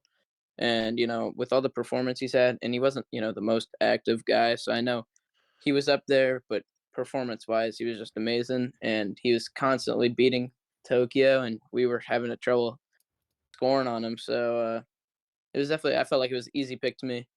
And I kind of knew I wanted him since we saw that we got the 3rd and 4th pick. So yeah, I have a follow-up question. Late in the day today, we saw North Bay trade up. They obviously needed a goalie. They traded up to the 2nd overall pick. So that means 2 teams in front of you needed goalies. Were you a little nervous when you saw that? Did you feel like Arnold wouldn't have dropped you? Did you have a backup plan? And you ended up with the best rated goalie. So did you have any thoughts on when you saw that trade come through? yeah, I was definitely scared, but Sunsteel, Reed, he's my old owner, and I talked with him a little, so I can happily say that I felt like I knew I was gonna get shots and stopper. But once I saw them take Duncan, I got really scared. I was thinking maybe Wicked might pull something and take him, but that Milo Newman pick, I got pretty excited about. But I had a backup option. I was ready to use it if I needed to. Yeah, I think Manitoba, gave you a pretty good goalie there, taking Milo Newman. So congrats to you. Thank you. As we're waiting here, we see the Miami pick come through, and with the 7th overall pick in the 2nd round, the Miami Maccabees select left wing Jake Lake from the Beijing Bucks. What's your thoughts here with this pick, Ani? They obviously needed to fill a forward spot. A lot of great forwards still on the board. Do you have any? Are you scratching your head with this one, or is this one a pretty obvious pick for you? No, I wouldn't say scratching my head. Like you said, there's a lot of forwards on the board, and it's tough to predict without knowing what conversations different people might have had or what other connections might be there. But I think it was a little bit of a later joinee into the minor league. Had a couple points down the stretch here, so definitely has been in the league a little bit, progressed a bit. So somebody that I think Miami's going to be able to plug in, and I don't think they needed him or oh no, that is a forward spot or a pro spot, isn't it? So, Yep. yeah, so it should be interesting to see so how he adjusts to making that jump. With a couple points in the minors, proved he can score at some level. So we'll see if he can pick that up at the next level and how much he can help them out. He is a sniper, so that'll be his main job. Will be some depth scoring, I'm sure. Do you have any thoughts on taking newer players to fill pro roster spots, or kind of the risks involved with that? Yeah, there is definitely a risk now with so many veterans in the league. I mean, just sometimes they may have trouble keeping up, but sometimes they do well. I know last season we took Derek Avis. He was a mid-season join, and he started his pro season right away. So there's definitely holes in the game, but if you have great players around your rookies, they will succeed. I think it's a solid pick for Miami. They were great offensively last season, so I have no issues with that pick. And on the clock now, we got the Honolulu Tropics. They also have a couple more pro spots to fill. I believe one more forward and one more defense spot. Do you think they prioritize the forward or the defense on this one? Well, I think they filled, if I'm not mistaken, the defensive spot is They did fill their filled. defensive spot. Yeah, so it's My just two. producer once again fed me wrong information. Jeez. Yeah. Yeah. So I think that's. I think they've got the two forward spots open. Yep. So yeah, I think they'll probably be going that route. It'll be interesting to see if they kind of follow what Miami just did and take a newer player, or there's some, I guess, more established forwards still on the board. I'm just kind of flipping through who they might pick, but yeah, I think they'll definitely have to go forward here to get somebody for their pro roster. Especially not picking again until the third round, I think. So, yeah, they'll need to address that hole right away. Do you have any thoughts on that? No, I think it's obvious they go forward here. There's so many good forwards still left in this draft class too. Yeah. A lot of players that joined early on in the season, and with 2 minutes left on the clock, they do make their pick. Do you want to announce this one? Sure. So with that, the Honolulu Tropics have selected, just loading up here, right winger Cliff Briggs. And Bobby even included the size in there, 6'3", 205, pardon me. So big frame, gonna be a big sniper build for them. So definitely yeah, those big snipers we've seen succeed a little bit. The typical sniper build's a little bit smaller. As we throw Boston up on the clock here, do you have any thoughts on the Briggs pick, or anything about the different sizes we see in the league with different types of builds? Yeah, I think this was one of the picks that I'm surprised dropped this far. Cliff Briggs was high on my list. After my main targets. I love the build too. 6'3", 205. You're seeing in the newer game that size matters. No matter what they say, size matters. So 6'3", 205 sniper. It's almost got like that OV build, just a little lighter. I think he'll excel in the pros as well. Super happy he gets the the call up. Yeah, I have nothing else to say. Congrats to Cliff Briggs, and excited to see what you do this season. Yeah, I played for, if I'm not mistaken, I played for the Warlocks, so a pretty decent season with 10 points there. With Boston going on the clock here, they don't have any pro spots left. Do you have any predictions as far as, like we mentioned, there's so many good forwards, it's hard to even just speculate who they might go here. There's still some pretty big name defensemen I see popping out on the list as well. Do you have any predictions as to where they're going to go after going with Pasternak earlier this round? I could definitely predict they don't take a goalie here because they don't need one, but they probably go with the defense because they have two affiliate forwards already. So it's going to be interesting who they take. There's so many great defensemen still left. Just looking at like Hayes Jackson, Jesse Newton, son of Gohls legend Eric Newton. Some new joiners, but active players: Dakota Butts, Emad Zahir.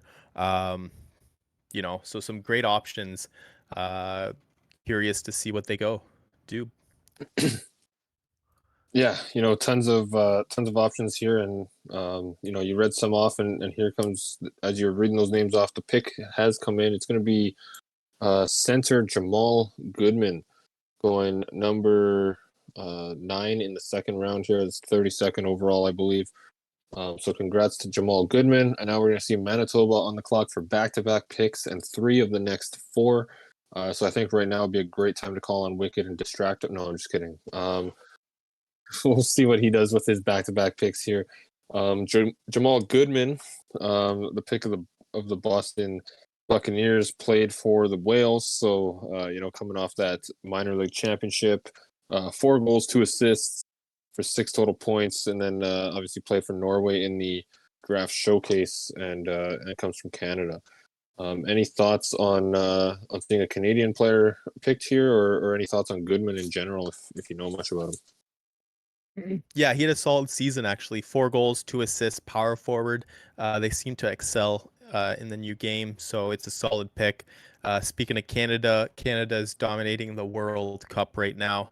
The World Juniors I haven't kept up on, but I'd assume they dominate that too with how good these Canadians are in our league.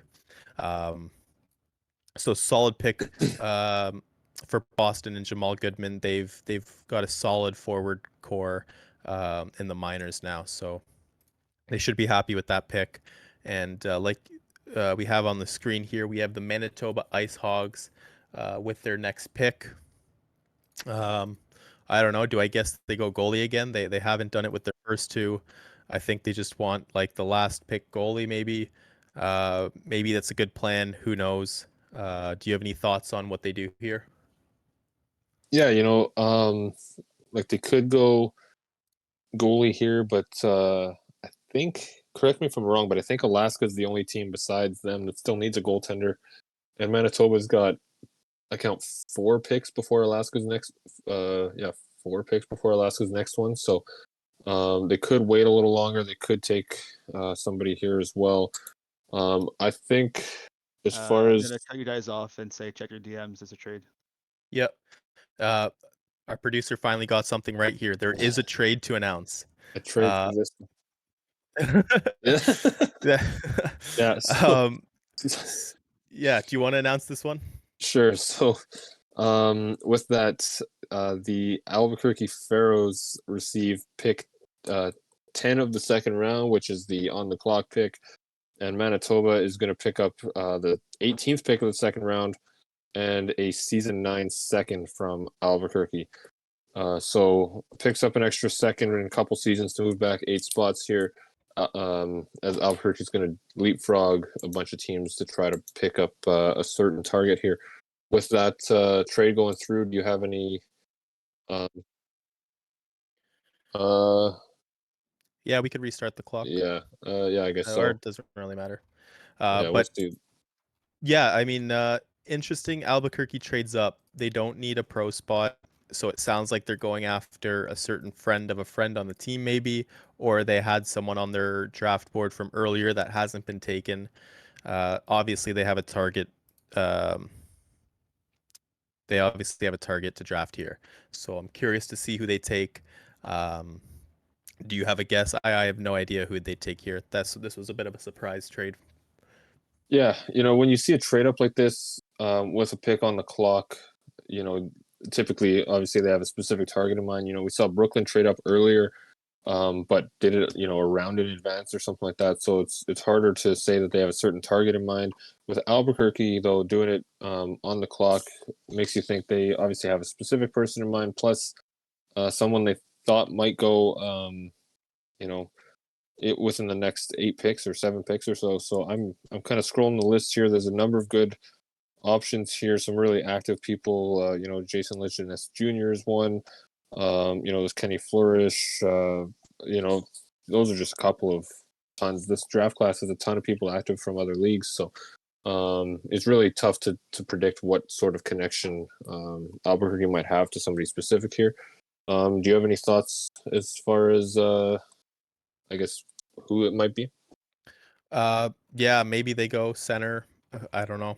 I have a feeling they go center here. And with that, the pick is in, and you're proven correct this time. They do take Mercedes Mata, center out of Finland. Played for the Wellington Farmers and Austria in the draft showcase. Picked up 5 assists during the regular season for the Farmers. And as a Finnish player myself in the league, it's great to see more Finnish players join, and maybe down the road we'll be able to have national teams in the World Cup instead of just a Team Europe or whatever the case is. So, love to see it. Mercedes Mata definitely a deserving pick here at number whatever pick number we're at now, 33 or something like that. Any thoughts on the Mata pick? I'm sure you're banging your desk right now. A Finland player doesn't go to Turku. I know you love your Finnish players. Ani Iskola could use some better Finnish, maybe this upcoming season. But it's a solid pick. Mercedes joined pretty early on. They were pretty active as well. Love the name and love the build as well. So great pick for Albuquerque. They obviously had a eye on them trading up. And now we got Manitoba. Yeah, Manitoba back on the clock. They still have, another pick coming up shortly after, and then obviously the pick they got from trading back. So a busy round here for Wicked. Interesting to see which direction they go. I think aside from goalie, they're full up on the pro roster, so they could go any direction if they go goaltender here or pick up a skater affiliate. And with that, the pick is actually in, and we can catch up here. Did you want to go ahead and announce that? Yes, I can. As I pull up the pick here, with the 11th overall pick in the second round, the Manitoba Ice Hogs select two-way forward from the Ukrainian prospects, Evan Backus, fairly new player to the league. So, solid pick for the Ice Hogs affiliate system. Do you know much about Evan Backus? I've seen them quite a bit in the chat, but I don't know too much background on this one. Yeah, I don't really either. I like the username is Covert Penguins. It's familiar to me. I don't know if I know them from any other leagues or just seen them on Twitch or whatever the case is. Didn't play in the minors this season. Played for Ukraine in the showcase. Was pretty active in the chats since joining, which, like you said, wasn't too long ago. Was picked or was mocked to go 70th overall this afternoon when Mick Ross released the mock, and I remember seeing Backus kind of comment on it. And one thing to point out with that, with the late picks, is that in a sim league it doesn't really matter what pick number you go. It's more about the team, the environment, the ownership, the locker room, stuff like that, and then just progressing. And it doesn't matter if you're a first round pick, a fourth round pick this year, a 10th round pick, whatever the case is in any given season, any given league.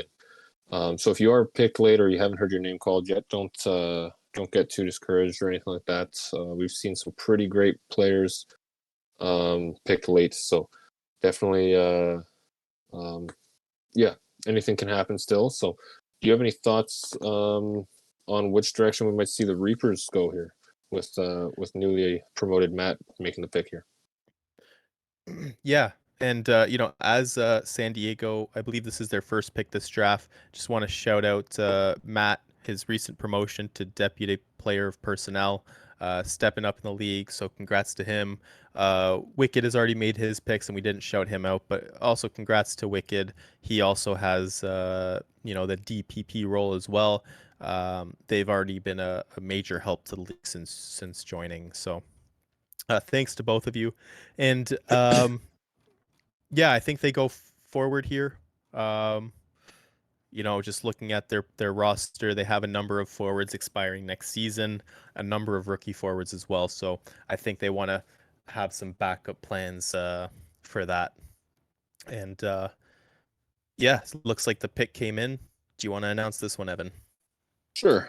So like I said a few picks ago, we might see some new newer players start to go more in this range. We've seen a couple, and we're going to see another one here, and that's Max Chapman joining the San Diego affiliate system. I believe Max was in the league before. I don't know if it was the same name or a different name, or how long they might have been around back then. I can't remember, but definitely back in the league now, which is good to see. Didn't play in the minors this season.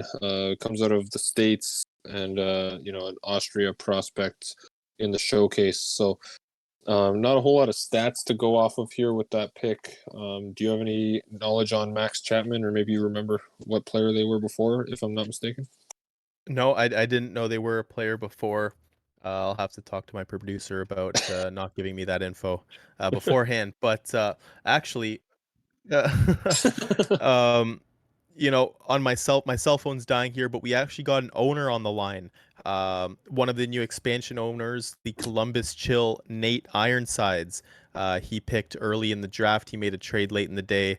Why don't we take it to Nate to talk about his picks and what went through his mind today? Yeah, absolutely. How is everybody today? Doing great, Nate. How are you? I am good. Obviously, I was projected to go about 5, and then the lottery brought us to 2. Didn't really know who I wanted, and then a couple people popped it into my mind. I know that Milo was really, really high on my board. When that didn't seem like a opportunity, I just decided to trade down. Obviously, everybody was shocked about Rome, but it is what it is. I got 2 really, really good forward prospects. Adam is going to join our pro club, and I'm excited for the team. And we have high expectations here. Awesome. That's good to see, or good to hear. I mean, as an expansion team, feeling good going into the season is always a plus. And it's been mentioned a few times this offseason that these expansion teams, just the way the cap worked out for some of the other teams, and the expanded playoffs, have a pretty good chance to make some noise this season. Do you have any thoughts, I guess, on how the rest of your roster shakes out, aside from slotting in Adam Croft into that final spot? Oh, we're going to score, and we're going to score a lot.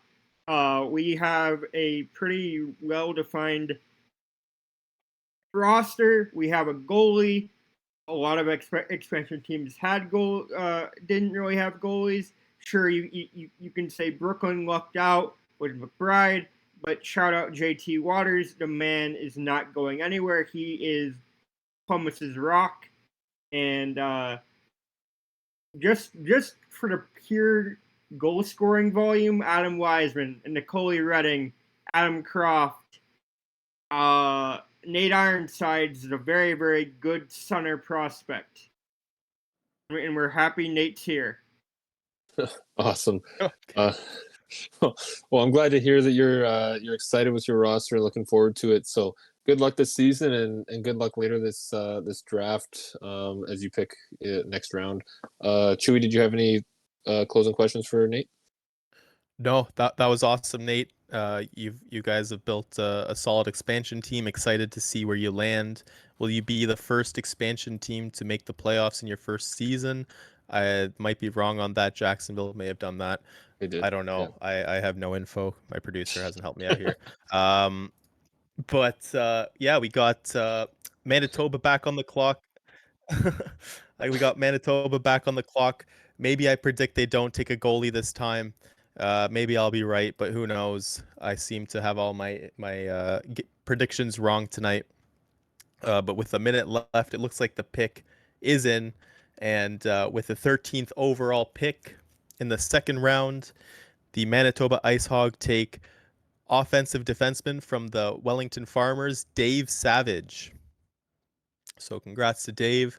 And yeah, it looks like Manitoba's continuing to build their affiliate system. This time they pick up a defense. What's thoughts on this pick? Do you have any info on Dave Savage or Sauvage if it's French? Yeah, could be. That might explain why Wicked picked him. A French guy himself. So Yeah, Dave Savage, joined a little later in the season, so didn't pick up any points here as a defenseman, but did play for Ukraine in the showcase. I don't remember if he put up any points there, but I remember noticing him a few times in the games I watched there. So, yeah, 53 overall coming in as an offensive defenseman is not too bad. And he's coming in at age 19, which obviously means he joined late in the season, so he'll be age 20 going into the season. But yeah, definitely an active person as well. The username's super familiar as well. It's like XX Savage Dave or something like that. I feel like I've seen it in another league or two, maybe, or maybe just on Twitch. I'm not sure, but yeah, another nice pick for Manitoba here. Still without a goaltender, but like we mentioned, they might be waiting a little bit longer for that one. Yeah. Yeah. Anyone with the XX at the beginning of their name is a solid gamer, probably plays a lot of COD. Just some info that I have on that. Yeah, I feel like that was really popular like when we were a little younger too, like, and people kind of carrying it forward, so it might be around the same age as us, I don't know, but yeah, we'll have to get some confirmation on that maybe in the Twitch chat. I think I see him there, but yeah, we're midway through the second round. If you guys are just tuning in, I just wanted to give another shout out to the Big Time Players Simulation Basketball League. Big partner of Gohls. Check them out on Twitch. BTP Basketball. Shock. Yeah, I'll shocker. get Our it. I producer get it. can't find the link. We'll have to get it to him. I'll DM it to you in a sec here, Dave. But let's look back at the draft. We got 2 back-to-back picks from the Brooklyn Alpha Dogs. They have a few pro spots to fill, I believe. I believe just forward spots at this point. So I suspect they take 2 forwards here, 2 that will be seeing some pro time this season. Do you want to call out these picks, Evan? Or are you still Yeah. sending that link? No, I sent it to him, so Dave can put the link in Discord in a sec here, for BTP. But awesome. So with the Brooklyn picks, we got, like you said, 2 back-to-back, and I believe, like you mentioned as well, the both of them going pro right away, I think. So the first one's going to be center Kenny Flourish. Speaking of BTP, actually, great timing to give them a shout out. He's one of the people that runs it over there, I believe. So a nice pick of Kenny Flourish, nice timing for that sponsorship shout out as well.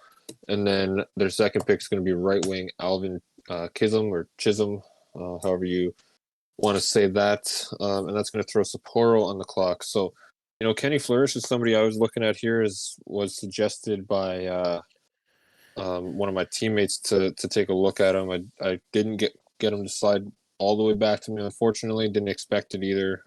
So that's a really nice pick for Brooklyn. Do you have any thoughts on the pick of Kenny or Alvin, if you know him? Yeah, man. First off, the script rate itself, I didn't know Kenny was picked, and we talked about BTP right before his pick, so that's awesome. I don't know too much about Kenny Flourish, but I do know a little bit about Alvin. Talked to him a ton this past season. Now that we're done our picks, I'm going to open my book and say that he was our number 2 pick on the sniper position. So crazy to see that he made it this far into the second round, but I'm super happy that he gets the pro. So congrats to Alvin, and congrats to the Brooklyn Alpha Dogs for rounding out their pro roster. Yeah, and Alvin had 7 points in the minors this season, so among draft eligible prospects, that's on the higher half for sure. So hopefully, he can carry some of that scoring forward for Brooklyn, and yeah, congrats to those 2 players, both being picked here mid-second and going to be going pro.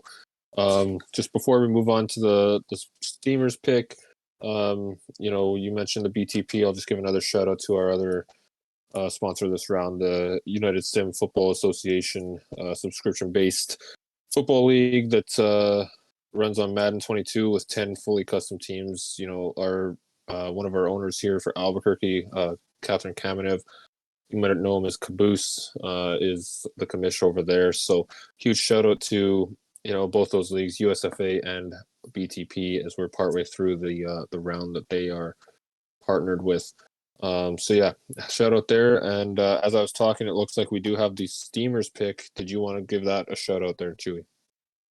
Yeah. Before I shout out the pick, speaking of Caboose, there's a reason they call him Caboose. Have you seen his? It's wild. So with with oh, I gotta hold on here. Heyo. With the 16th overall pick in the second round, the Sapporo Steamers take center playmaker Alec Bear from the Norway Prospects. Yeah, Norway Prospects, another one that didn't play in the minors this season.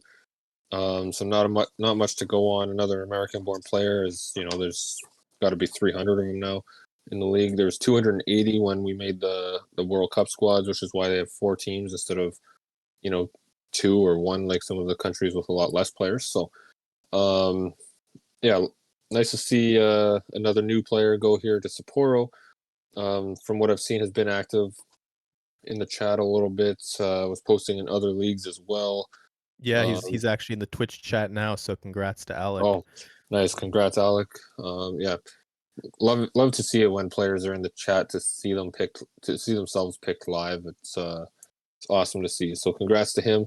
Well done. And yeah, welcome to the Sapporo Steamers organization. And Yodi Logic will be your owner over there. With Jacksonville on the clock, do you have any predictions here? Obviously, they don't have any pro spots, so it's going to be another affiliate for them. Any thoughts here as they're picking about a round later than last time? Or, you know what I mean? Anyway, thoughts on Jacksonville's pick? Well, you sounded like me now. Yeah. Yeah, so it looked like they picked up a couple forwards in the first round. They have C Demp in the minors. He's a little bit lower overall, so I think they go with a high overall defense in case they need to fill some spots this season on the pro squad. We talked about it a little earlier. There's a couple big minors defense still down there. Interesting to see which direction they go though, and speaking of which direction they've made their pick, you can announce it here, Evan, if you got some time. Sure.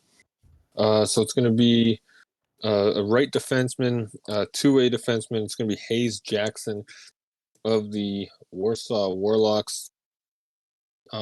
Picked up 4 assists during the regular season, then went ahead and played for the France Prospects team in the draft showcase last week. And as far as that's, yeah, you mentioned going a little higher overall, 56 overall, probably one of the higher ones left on the board. I think there's a couple other, maybe 1 or 2 higher than him, but this late in the draft, grabbing a 56 overall two-way defenseman, pretty solid pickup here, 6'2", 220, right shot. So yeah, nice pickup here for Jacksonville this late, and somebody who will be a nice call-up should they lose a defenseman or 2 during the season, or otherwise, develop in the minors for a bit and get a shot down the road. So nice pick for Jacksonville here, and that's going to throw Manitoba back on the clock for one of their picks. I think it's going to be the last one of the second round, unless they have another trade coming in soon. So, do you have any predictions as to where Manitoba might go, or? Yeah, I don't think they have any more pro spots left. No, the goalie is the only pro spots they need. Right. But I don't think they're going to go goalie here. I think they're just going to wait for their last pick, since Alaska's the only other team that needs a goalie. So it'd be smart for them to keep taking skaters at this point. Mm-hmm. Sorry, I'm got to drink some water here.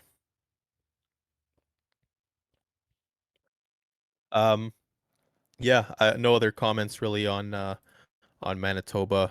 They're building a pretty good minor system, and maybe we call on another owner, maybe one of the producers of the show, one of the better ones. He hasn't messed up tonight, so don't worry. It's the other producers that have been messing up. But Dave Axis, why don't you talk about some of the Tennessee picks, and maybe later if another Tennessee owner is on, we can talk to them as well. Yeah, let me see. I think Biff is going to jump in here in a second as well. But while we're waiting for him, um, I don't think it's been any surprise to anyone. We spent our offseason trying to bolster up our pro roster to try to make a run at the playoffs this season. And now we're spending the draft replenishing, our affiliates. So we got the first person that we wanted, and we traded away a couple other picks, so we're just kind of in waiting mode now, waiting to hoping we have one other person in mind that we really want, and we're hoping that person will follow us. And of course, I'm not going to say any names, but You sure? I won't tell anyone. I'm a little too busy producing to really chatter too much, but all these other assistant producers have been messing up. I had to fire them all because Chewy kept freaking complaining all night long. I told them that's what happens when you hire your young daughter or son to print off documents. Dude, it's free child labor, bro. What are we gonna do? Come on. Come on. Yeah, who would have thunk a 1.5-year-old doesn't know how to operate a printer properly? Unbelievable. Right? You know what happened? What a terrible parent you are. Hey, Biff is here though, by the way, so I can bounce out and take care of this stuff. Awesome. Yeah, Biff, did you? Well, we've got a moment here. Did you want to maybe talk about the Tennessee, any of the Tennessee picks made so far, or just in general the process you guys had coming into the draft here? Well, we're really excited for what we've been able to do this offseason. I mean, getting the Swift brothers is, wow, that's a godsend right there. We have and still have a place where we could have Burnout on our team, and we were able to call up K-Shot. And so we got two really active young players with a pro roster spot. We got Johnny, which he plays way over his rating. And Saul Goodman is a speedy offensive defender, and we like offensive defenders here in Tennessee. And I'm happy also with Thomas LeClaire, who's a very, very active player. Yeah, grabbing activity in the draft is always huge, especially developing these affiliates that are going to be sitting in the minors for quite some time. Chewy, did you have any questions for Biff here? No, I did, but Biff covered it all. Talked about everyone, so yeah, love to hear it, and super excited to see how Tennessee does. Seems like the past 2 seasons they should have made the playoffs, but they just missed. I hope this year we can see it, because I feel like Tennessee's going to be a great playoff team. So good luck to you guys, and excited to see what happens this season for you guys. All right, thank you. And tell Doug to stop picking on me about our next pick. All right. Doug, stop care, picking on him about his next pick. Speaking of next pick, it looks like Manitoba has made their next pick, and I'll announce it here. With the 18th pick in the second round, the Manitoba Ice Hogs select Damian Moana, sniper. They didn't play on a prospect team. They're a brand new player, but this Moana is from New Zealand. Maybe any relation to the Moana from Hawaii? I don't know. Maybe they can give us some answers later, but what do you think about this pick, Evan? Manitoba has a ton of affiliates. It looks like they're just building for seasons down the line. Smart play by them. Do you know much about Damian Moana? No, I don't know a ton about Moana. I know I think they created yesterday, maybe. Like super close to the cutoff for draft eligibility. So nice to see him picked up here at this point in the draft by Manitoba. We rag on Wicked a little bit, but that's a solid owner to go to as well. So not that any others aren't, but yeah, nice to see a new player picked up here to the Manitoba Ice Hogs. And you mentioned Moana. That's still a movie I haven't seen, but I've heard great things, so I should check that out sometime soon. I know you talked pretty highly of it, I think, at one point. Oh yeah, Moana is a solid movie. Great soundtrack. They're apparently already making a live action version of it. This movie I came heard out about like that. 2016. Yeah. Disney. It seems like they like bringing in their money. They're just making live actions of everything at this point. But it's a great movie with a solid soundtrack. The Rock played one of the main characters, like in the cartoon version. It sounds like he'll be that same character in the live action, so that's pretty cool. Yeah. But speaking of Manitoba and the Ice Hogs, why don't we bring it over to Captain Wicked? You know, he's made a ton of picks of players that are brand new to the league. Maybe he can talk us through that. You know, is he talking to these players right away? Does he like what he sees? What's his thought process through these picks, Wicked? Yeah, hey guys. I gotta be really honest here. I got two guys in my left ear telling me what to do pretty much right now. So I got a shout out for Crosby and Chetta doing all the work on the behind the scenes, talking to the new guys once they come in, and giving me great feedback. I'm super happy at how the draft's coming along right now. All these guys were really high on our board. We're kind of surprised on some of these guys still going this low right now. Like we had Moana doing really higher than where he is right now. So like we're pretty pumped of all our homework we've put in. It's a lot of hours. I know some of you guys put the same amount of hours as we do. So it doesn't matter if you're new or not. Like we're loving what we're talking in the feedback. We're looking for a positive locker room. So yeah, that's how we best off our picks here. Yeah, so just sorry, you said at the beginning you have two guys inside of you. Okay, that's weird. Yeah. So that's If you want to awesome. be jealous, man, you just gotta say you're jealous. Like you don't have to stand on live TV, man. Come on. Yeah, live TV here. I don't know how many viewers we're at, but I'd say this is one of the best draft shows we've had so far. So thanks for everyone watching, and thanks for Wicked for answering that. Evan, do you have any follow-ups for Wicked on what he's building with his team here? No, I mean, I guess just like when you come into the draft, obviously just needing the goalie for the pro spot, no other pro roster spots. How do you I guess prioritize positionally? I know that's something that's hard to predict and different teams go about it differently. So how do you prioritize your which affiliates to target based on position, archetype, or if any of that even matters? Yeah, so we have a really good flip, I guess. We picked up one playmaker, one two-way forward, one sniper. All again, very active players that were against high on our board. And as for defense, we have one offensive defenseman and a two-way D. This because most of our defensemen in the pro right now are either two-way or enforcers or defensive defensemen. I'm the only offensive defense up there, so I did a little bit of help on the blue line. And maybe 1 year, 2 year, 3 years, who knows, right? So we're thinking ahead here a lot in our picks, like some fresh guys one day in getting drafted. So it's definitely for a couple seasons ahead. Some guys may be ready to go next season. So we're just trying to get a mix of all that stuff in when we're picking. Awesome. Yeah, it looks like we have the next pick in, so we'll let you go for now, Wicked. Thanks for hopping on here, and good luck with another pick coming up in 6 or 7. Yeah, enjoy, boys. Thanks. Awesome. So the next pick is in here. It's going to be the Boston Buccaneers. You know, we know a little bit more about this player's father, but we'll touch on that in a second. The pick is going to be defenseman Jesse Newton.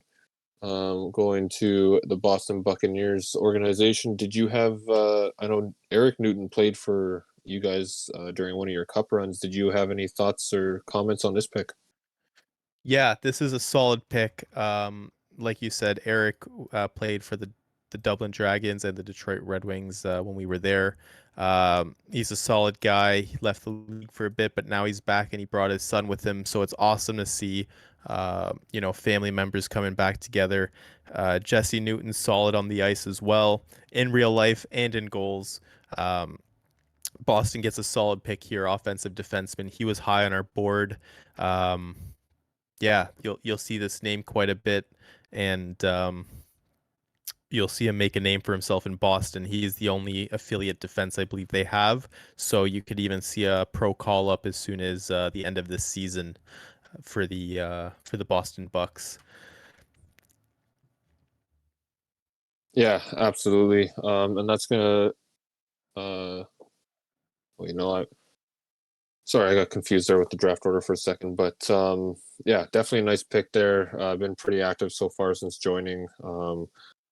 Yeah, nice pick for the Boston Buccaneers here as we've got the soundboard coming into play here. We got the Rome Gladiators on the clock. Any thoughts on which direction Triple H might take this pick here? They're another team with no pro openings, so field's pretty much wide open except for goaltender for them. Yeah, I'm not really sure. We've talked about it on their last couple picks. They could really do anything here. They're just building for the future at this point. But there is some big names still left on the board. I'm wondering if they go with someone a little younger, give them more time to develop, or maybe a veteran in the minors that have been here longer in the season for a possible sooner call up. It's gonna be interesting to see where they go here with that. Yeah, and as we get towards the tail end of the second round, we're starting to dry up the pool a little bit. Still lots of good names here. But yeah, it starts to get, like we mentioned a little earlier, starts to get closer to that range where you might take some people that you maybe don't know as much about or are super new to the league and just and see how that goes.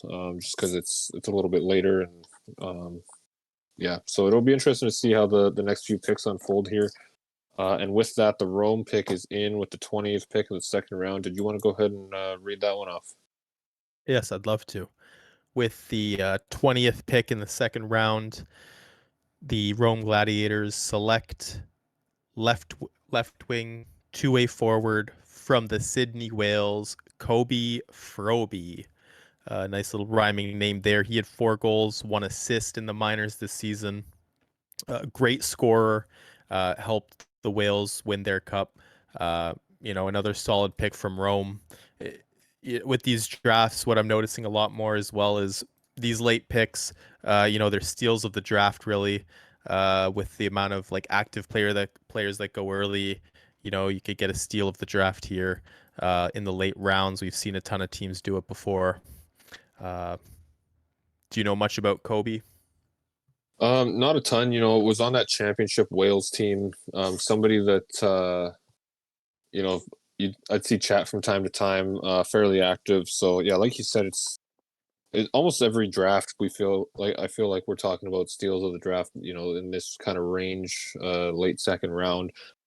Just because there's so many people, so many great people in this community that are so active. So a lot of them get picked early, but some of them that are still pretty active have nice builds or are still sliding this late just because just the number of people available. Like we've got 73 picks in this draft or something like that. So yeah, great to see Kobe get picked up. Somebody that I would have maybe predicted a little bit earlier personally, but yeah, a nice pick, some nice size on him as well. 6'3", 215, right-handed shot. So yeah, been around for a little bit in the minors, a good chunk of the season. So nice to see him go here, and Rome picks up another good player here as they continue to build up their affiliate squad.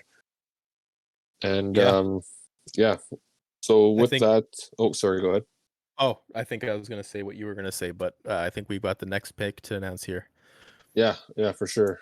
So this one we've got Miami's pick is a center. It's going to be Roy Kent going to the Miami Maccabees and their affiliate system. Do you have any thoughts on Roy, somebody that we've seen fairly active so far? Yeah, I did some scouting on Roy myself. Some of my staff have said great things about him. I believe he came from the Access Live server. He's also in the SSF, and I believe SFL. I hope I didn't get that wrong. But it's awesome to see Roy Kent being drafted here. Like you said, new player to the league, but I think he's going to fit right in. Big power forward, played for the France Prospects, and we get another English player in the league. So we're seeing more of those Europeans come in, which is awesome. Nothing really else to say. I know he was high on a lot of teams' boards, and falling this far may just be due to overall. Yeah, could be overall, could be, despite being active, people just might not know him as well. Different team owners, have different relationships with certain players and stuff. So could be any number of factors, but like I mentioned earlier, being picked late isn't always a bad thing. Yeah, so congrats to Roy Kent. I think he spent a bit of time in the PXF, a couple other spots as well, a couple other leagues. So yeah, big shout out to him going at number 43 overall. So Yeah, there was something else I was gonna say about him. Oh, his Twitch name I think is different from his Discord name as well. So that might be another reason you slide. I know like Human Turku early in his career, a lot of people didn't know who he was on Twitch because his name's different there versus on like his player name. So sometimes that leads to players maybe sliding a little bit later as well. You don't know that it's him chatting in the Discord, or in Twitch, pardon me. But he's been pretty active throughout the draft showcase games and stuff like that on Twitch, which is great to see as well. Yeah, that example, I don't know if it was the best one. Maybe Hume slid due to player performance. There could be a multitude of reasons. I wouldn't I wouldn't give him the excuse of his Twitch name, but it could be. It could be. We will never know for sure, I guess. But yeah, I wasn't saying that was the reason he slid. I was just saying that's the reason people didn't know who he was for a season or two. But for sure. yeah. Sure. I mean, we still don't know who he is really at this point. True. That's true. I'm on like 6 teams with him, and I still don't know. No, I'm just kidding. I know he likes Kansas City barbecue and doesn't like oval racing, and that's about it. Sounds good. Kansas City barbecue. I guess he'll fight for that one. But speaking of barbecue, it feels like the heat's turning up here with the Florence Firebirds pick, and with the 22nd overall pick in the second round, the Florence Firebirds select right wing enforcer Tyree Wells, another player new to the league. Seen him in the Twitch chats, seen him in the Discord. He's super excited to be in this league, so I'm super excited to see him get drafted here. And with that pick, we see Brooklyn slide onto the clock with a couple more picks in this. I'm going to try this word again. Compensatory. Nailed that. Compensatory rounds. A couple picks left here. Yeah, and Dave's got the applause for you there. Much better pronunciation than the first time around, but it's like beer pong. I just needed a couple more drinks to get a little better at that. Yeah, fair enough. Yeah, so yeah, love the pick there. Tyree Wells, somebody that's been pretty active in the league since joining, so a nice selection there for Florence. Also love the pun right before it. Obviously, anybody who's watched past draft shows knows how much Squibs loves his puns when he's hosting with me, and nice to see you throw a pun in there for their pick as the quote unquote heat was turning up. So, yeah, I love to see that. Tyree Wells, pretty active since joining, but didn't play in the minors. Pretty recent addition to the league. I think played for the France prospects in the showcase. Played a game or two. I don't think he played all 3 games. I could be wrong, but do you know anything about Tyree as we await the Alpha Dog selection? No, I don't know too much. I know he's new to the league. Like I said before, I've seen him in the chats quite a bit. I've heard he's super excited about the league, so I'm glad he's gotten the opportunity to be drafted. I hope he's able to see the pick. I'm not sure his Twitch name. I think it actually might be Jetta 92. Sounds like based off his reaction, he's the guy that just got drafted. So congratulations. Awesome. Yeah, congrats to him. Like I said earlier, great to see people in Twitch during the draft as they get picked. You love to see that reaction. So awesome. And guys, yeah. Go ahead. I guess I'll announce the next pick. I was probably jumping the gun there, unless you had anything else to say. No, that was what I was about to say as well. Pick is in. Go ahead. Yeah. The reason I'm announcing this pick is because when I saw the name, it looked familiar. Possibly a brother or a cousin or a nephew or an uncle, but with the 23rd selection in the second round, right wing Adam Bocage is selected for the Brooklyn Alpha Dogs. Reason I thought there was a relation is there's a Triton Bocage on the San Diego Reapers. So I don't know. Just saw that name pop up. Was curious. Maybe if he's in the Twitch chat, he can answer. Yeah, I do know they are brothers. Look at that. Oh, I didn't even need a producer to get that one. My producer fished that one out for me. Okay, maybe I'll have to look at hiring yours. So congrats to Adam Bocage.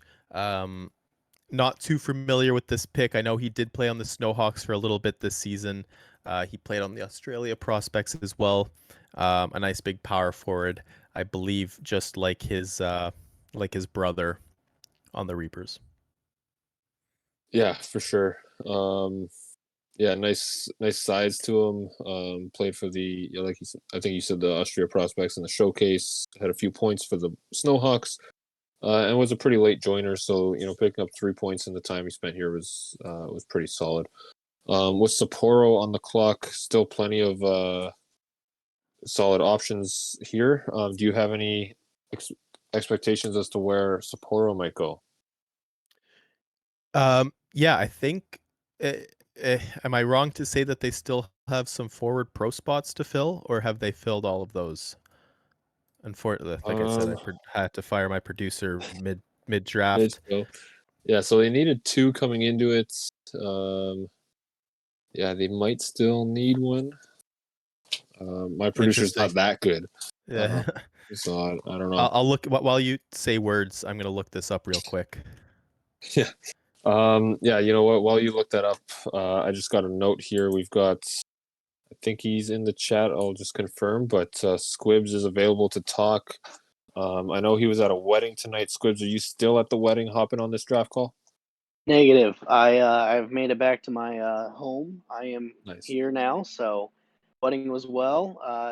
Could have gotten home sooner if I didn't get lost, but hey, that's on me for not believing I needed maps to get home. Yeah, not knowing where you lived or anything like that, but no, that's good that you made it home safe. Hope the wedding was a good time. Yeah, Congrats so on your wedding. That's awesome, dude. Thank you. The bride didn't show. Evan, where were you? yeah, well, I mean, I was here. We were missing you on. I thought we were doing the ceremony on the show here, but Chewy had to take over. Awesome. So, yeah, I guess I don't know if you've been paying super close attention to the draft, but how have you? Obviously, Trevor's been making the picks for you. How have you felt about the Florence draft selections so far? Fantastic. We got our the top guy that we wanted in round one. Coming into this draft, our first pick was in round three of pick 13, and made some deals to move up in the draft and got all the way up to 14 to get Sean. And after that, it's been icing on the cake. Getting Van, getting Tyree, both guys that we've seen been active here, and then I know Tyree and PXF as well as I believe Sable. Kind of letting Trevor and the rest of the crew there run it right now. Even though I got home, just throwing in my 2 cents here when I can, but letting them take the wheel and believing in them. So it's been great so far for us, at least, in my opinion. Awesome. Yeah, and I don't know if you were watching earlier, but we did announce your co-owner promotion of Guy Clausen. Did you have anything you wanted to say about that, about Guy and his move up into a new role? Yeah, it's been, I would say, a long time coming. Guy is, I feel like, always kind of discussed for a possible ownership role, just with how active and how just awesome he is as a person. So being able to give him the opportunity to be an owner with us, we get that positive aspect of him being an owner, and we also get just that positive benefit of the success that he has had so far in Florence as our captain for the last few seasons. So I'm very ecstatic to have brought him on up and see what he's able to help do and see how well he's able to hold me in check at times. Awesome. Yeah, that's good to hear. Chewy, did you have any comments or questions here for Squibs as far as you taking over his new job or anything else related to Florence?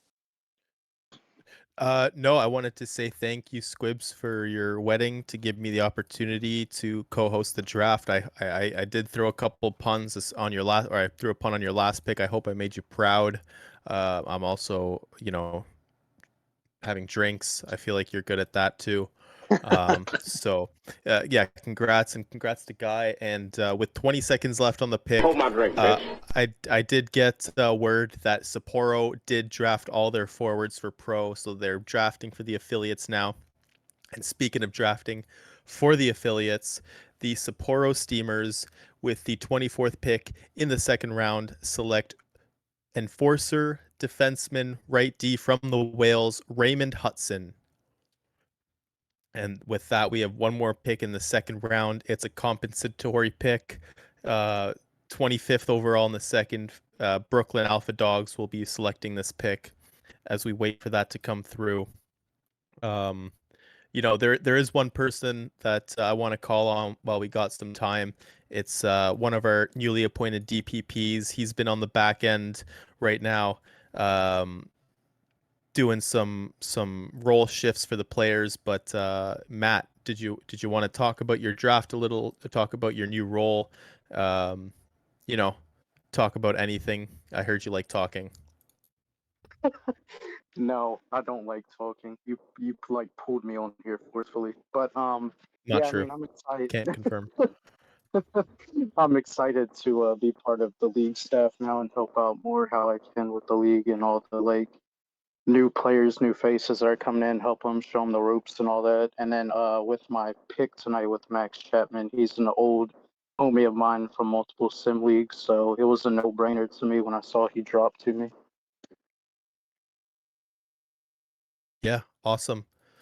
While we got you on here, do you have any shout outs that you want to make tonight? I mean, I guess shout out Dave Axis for this amazing production that I've seen from him so far. I love seeing what I've watched so far on my TV while making all these rule changes. And then shout out you two for the draft co-hosting. Awesome. Well, thank you for that. Yeah. As we are rounding out the second round with the upcoming pick, one more shout out to our second round sponsors, Big Time Players Simulation Basketball and the United Sim Football Association. You could check out their links, how to join in the Twitch chat, and let's round out the second round, do a little recap. But before we do that, with the 25th pick in the second round, the Brooklyn Alpha Dogs pick Rolf Bald from one of the prospect teams, I believe. Yeah, that's another newer person to the league here. Rolf Bold. I'm just pulling up my notes on him. He was, I believe, from Austria. Yeah, Austrian born, but played for Norway in the showcase. So another one of those situations we talked about earlier. Seems pretty active so far from the few days they've been in the league. I think played maybe one or two games in the showcase. I don't think he played all three. So with that, like you said, thanks to the second round sponsors, BTP and USFA. And I'll just run down, or did you have any other thoughts on Bold before I run off the second round picks? No, go for it. Awesome. So round 2, 25 picks deep this time. Rome started it off with Hiroto Ichiri. Then Boston went with David Pasternak, Alaska Bell Cornell, Copenhagen David Lorenzo, Florence Van Duff, Rome Alex Winters, Miami Jake Lake, Honolulu to Cliff Briggs. Boston goes Jamal Goodman, Albuquerque Mercedes Mata after a trade up. Manitoba grabs Evan Backus. San Diego, Max Chapman. Manitoba, Dave Savage. Brooklyn grabs Kenny Flourish and Alvin Chisholm. Sapporo grabs Alec Bear. Jacksonville, Hayes Jackson. Manitoba, Damian Moana. Boston, Jesse Newton. Rome, Kobe Froby. Miami, Roy Kent. Florence, Tyree Wells. Brooklyn, Adam Bocage. And then Sapporo with Raymond Hudson, and Brooklyn rounded us out with Ralph Bold as we go into round number 3 now, which also means some new sponsors to roll out here for the third round. Did you want to take first crack, or do you want me to keep going here? You know what? I'll take the first crack. It's fitting that I'm calling out this sponsor. They're also on the clock right now. So one of our third round sponsors, the Manitoba Ice Hogs. Get ready to experience the thrill of sim hockey like never before. Join the Manitoba Ice Hogs as they ignite the ice with passion, skill, and sheer determination. Their goal is to simply bring you the most electrifying and unforgettable action. And this one's a long one, so I'm going to skip 4 paragraphs, but join the Manitoba Ice Hogs as they make memories and etch their names in hockey history. Together they celebrate triumphs, overcome challenges. They will have a ton of challenges and create moments that will last a lifetime. So be a part of their journey together. Let's make that the season for them, one for the books, and Hakuna Matata. Good, I don't know. Shout out to the Ice Hogs. Hello. Awesome. All right, one more sponsor for the third round here, and then we actually have another kind of shout out to do if you want to maybe tack that onto the third round sponsors after I read this one. Our other sponsor for the third round is Lost City Racing, which is the newest team in the ESL. Showing some promise in their inaugural season. The team is full for this season, but looking to add drivers to the roster next season in the ESL, about halfway through the current season. If you don't know what that is, it's Esports Simulation League, which is a NASCAR simulation league. It's a lot of fun, custom paints, custom cars, stuff like that. So check it out. Yeah, shout out to Lost City Racing and Manitoba Ice Hogs, a couple teams sponsoring the third round now instead of the leagues that we've seen sponsor the previous rounds. Go ahead. I was gonna say you told me to call one more sort of sponsorish out, but before we do that, the one person that I do want to call out, like the Lonely Island, he's on a boat. He's having a few pops. He's the commissioner of the league. Let's hear from Tom Krieg himself. Yo, what's going on, everybody? I'm bricked up right now. I want to appreciate all of you guys for coming over here, doing the draft, doing it without me. You guys are freaking the best. I am jacked up in a I don't even know where I'm at. Secrets in Ocean City, Maryland, if any of you guys know of that. Live music. I'm feeling good. I hope all you guys are feeling good too. I just want to say thank you all for being here. Heather wants to say hi. Hi.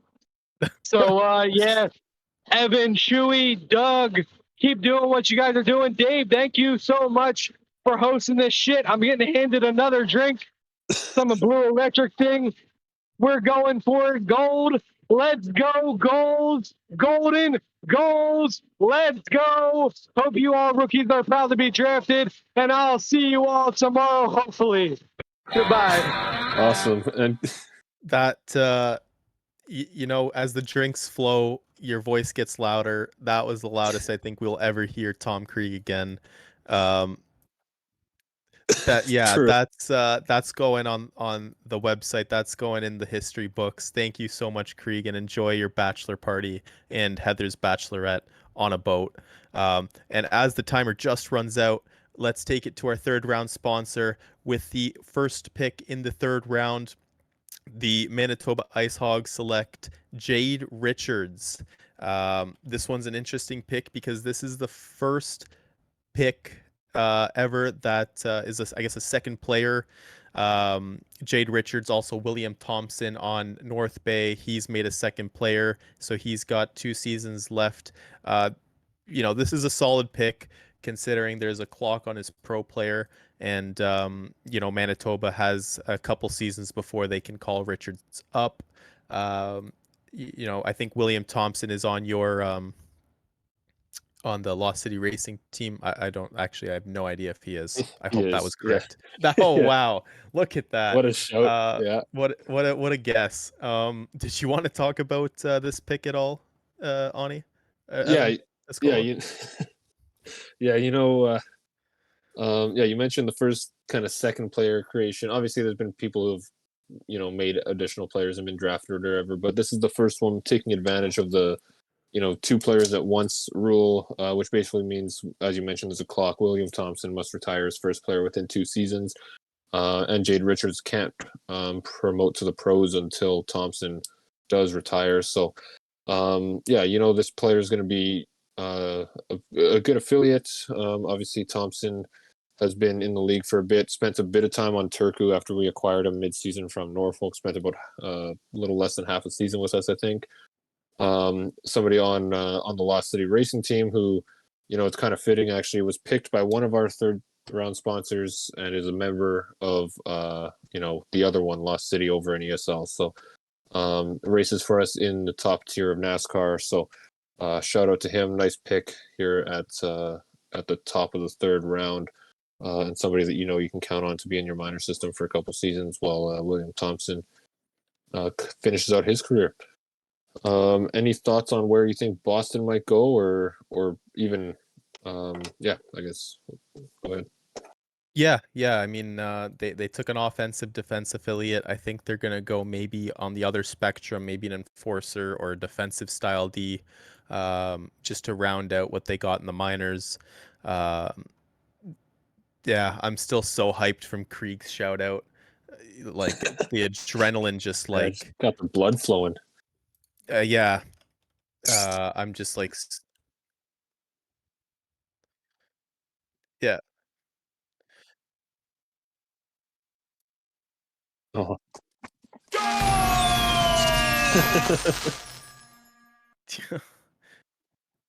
That was yeah. Yeah, that was probably so random for everybody. Yeah, but yeah, I think Boston's setting up a good affiliate program for themselves, and I think just looking back, a lot of teams are kind of setting up themselves that way. The ones who can with those extra picks. After expansion, you realize how important having good minors players are.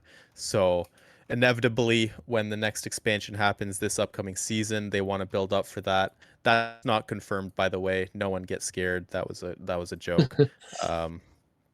But we actually got that pick from Boston.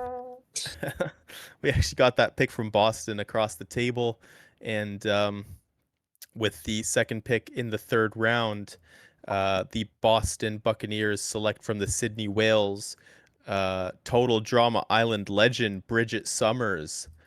If anyone knows Total Drama Island, you'll get that. But yeah, shout out to Bridget Summers and the Boston Bucks. Yeah, I do remember that show as growing up, but didn't remember the names of anybody on it. So nice shout out there. Member of the Sydney Whales, the won the title. And had 9 points this season as an offensive defenseman. Comes from Canada. I think played on the all women's team this offseason. And then also played for the France Prospects as well. So a nice pick there for Bridget Summers.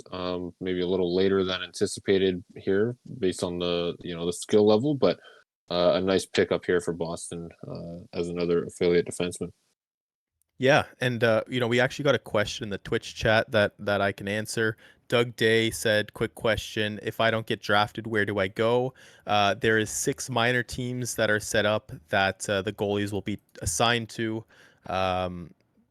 Yeah, so they're the Chicago Pod, Montreal Magic, Pittsburgh Royals, Prague Tigers, Toronto Beast, or Zurich Hawks.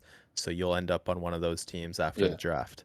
Prague Sabertooths, not Tigers anymore. But just further to that, we aren't having pro teams affiliated with specific minor league teams anymore either. So all these players that are being drafted as affiliates will also not know which team they're playing for yet next season. By the end of tonight, they'll know which pro team has their rights, but the actual minor teams rosters will be sorted out probably tomorrow, maybe even into Monday. So by Monday night, you'll have your minor teams locker rooms at the latest. I'd anticipate tomorrow night you'll have them. So yeah, look out for that. Obviously, everybody will be drafted except for 3 of the goaltenders in the draft class. So that kind of I hope that answers the question and kind of also answers another potential question of what minor league teams these affiliates are going to be playing for next season. Yeah, awesome. With a couple minutes left here, it looks like the Sapporo pick was made. Did you want to call this one out here? Yeah, for sure. We've got there it is, Jason Lajeunesse Jr. going to Sapporo. This is another person who has been in the league before, but left for a little bit and now is back, which is great to see. we all spend so much time on the league. It's great to see people, even after they leave, wanting to come back because, never know why someone leaves, whether it's personal reasons or whatever, but just to return shows they enjoyed their time here, and I hope that they can enjoy it now that they're an affiliate of the Sapporo Steamers now as we throw North Bay up on the clock. Do you have any thoughts on Lajeunesse Jr.? Yeah, like you said, he was in the league before. I'm wondering, I believe his player was Jason Lajeunesse Jr. before. Does that make him So, Jason Lajeunesse Jr. now? I don't know. That's a Junior the question second, maybe. Yeah. that I'll need answered one day. But yeah, big shout out for getting drafted. We have North Bay on the clock. They're they have no pro spots to fill. They've got a couple affiliates in the pipeline, so they could really do anything with this pick. Super excited to see what happens. Yeah.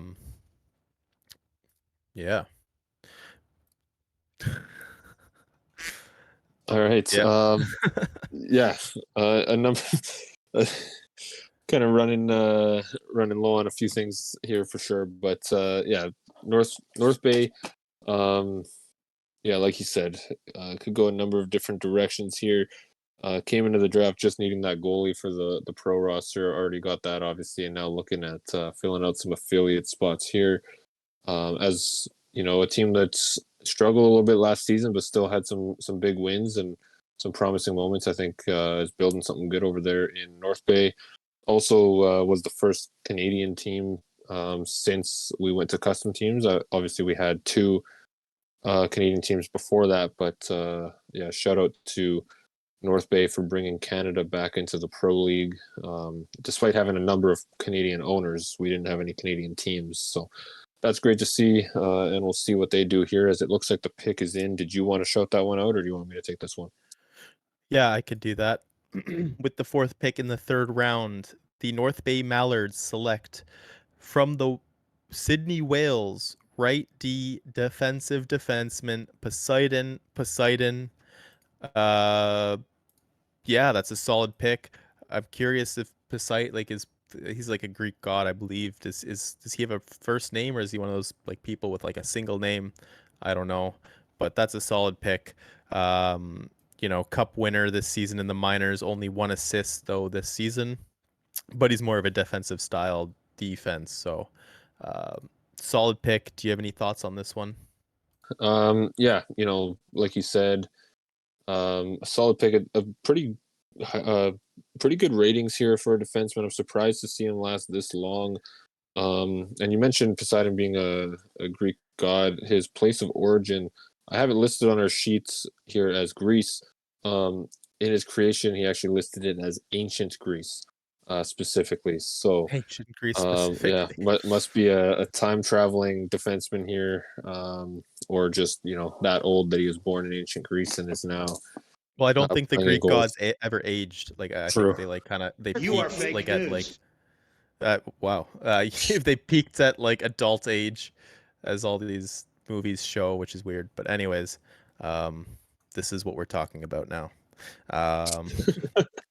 While while we got the Columbus chill on the clock, there was one thing we were going to shout out earlier before our Lord and Savior Krieg came on, but big shout out to Rinkside. Rinkside is your destination of all things goals, whether you wish to catch up on the standings, learn about league leaders, dive deep into stats, or immerse yourself in the potties plays of the week. Rinkside is your guide for getting the most of the goals and building your community on and off the ice. You can find Rinkside on YouTube and Twitter, co-hosted by one of the people you heard earlier, Potty. Maybe if he's on a little later, he can talk about it a little more, and myself, and featuring a guest every week from around the league. So check out Rinkside. It's a good show. No bias there. Yeah, no bias at all coming from one of the co-hosts, but no, you guys do a nice job over there. And I don't know if you meant, how many episodes are you guys up to now? You got We're to be getting between close to 50. 40 and 50 right now. Yeah. We're taking a little bit of break with the off season and just some stuff that I've been going through. So we'll be back up in no time. Awesome. Do you guys have anything big planned for 50 yet, or haven't really thought that far ahead yet? Well, Potty is coming to Canada soon. I don't know if it lines up with our 50th episode. If it does, that would be pretty sweet. Maybe like a live action episode.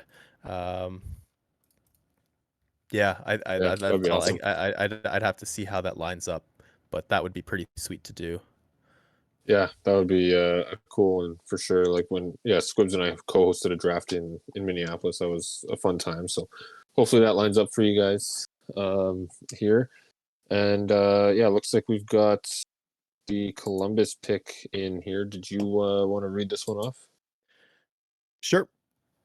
With the 5th pick in the 3rd round, the Columbus Chill select Enforcer Right D from the Austria prospects, River Frosto. Newly created player. This is a late pick for Columbus. They had 2 early ones in the 1st. Don't know much about this person, to be honest. Could be one of Nate's friends. He has recruited quite a number of his friends to the league, so that would be awesome if he was able to do that. I'm not sure if you have any info on this pick here. I'm not too familiar if it is one of Nate's friends. I know he's gone on a few recruiting kicks for sure. Might be the case with River. I'm not too sure. But yeah, definitely good to see some newer people join and get their names called. And like you said, played for the Austria prospects. Didn't spend any time in our minor league this season, which means joined either last week of the season or into the off season. I'm not too sure which, but another American player. Good to see the pick there from Columbus, as that's going to throw up Rome onto the clock, and the draft pool is starting to thin out a little bit here. Did you have any predictions as to which direction they might be heading? Yeah, I think the draft pool is drying up here because this, I believe, if my sources are correct, this is their 9th affiliate for their team that they're going to draft. They've rostered half of a minors team. Maybe it's worth just putting them all together on one squad at this point, and just call them the Rome Juniors. Maybe they trade a bunch of these players next season. That could be a smart play. They develop a player. Now they're worth more than they were this season, maybe. I don't know. I don't even know what you do with this many affiliates at this point. But as we talk about Rome, their picks come through if you want to talk about it. Yeah, for sure. So Rome at the 6th pick of the 3rd round here is going to grab left winger Marko Arnautovic. Recent joining to the league. I was talking to somebody about this the other day. I believe Marco was in the league a while ago with a different account, but same name, same username and everything. So maybe just a new Discord account or something along those lines. I know he's also working on getting a college, I don't know if it's football or basketball at this point, college sim league off the ground as well. So somebody that's fairly active in the sim community, even though just returning to Gohls. Definitely a familiar name anyway. I don't know if you remember from Marco's first stint in Gohls, or if I'm making that up, or any other thoughts on the pick here. Yeah, what is it called? Like the butterfly? Oh man, that was probably not. What's that like theory where it's like you believe something happened, but it actually didn't? Oh yeah. Oh, what's that Uh, called? Maybe somebody in Twitch can help us with the name of that. But yeah. But anyways, it could be one of those things where it's like, it didn't happen, but everyone Mandela effect. Thank you to Scott Cooper for that's it. for. Yeah. So yeah, maybe it's the Mandela effect. He wasn't here, but maybe in another life or the alternate universe he was. But the name does sound familiar. But yeah, big shout out for Marco Arnautovic being drafted to Rome. And we have Las Vegas, where I believe this is their first pick of the draft. They're picking in the 3rd round, 7th pick.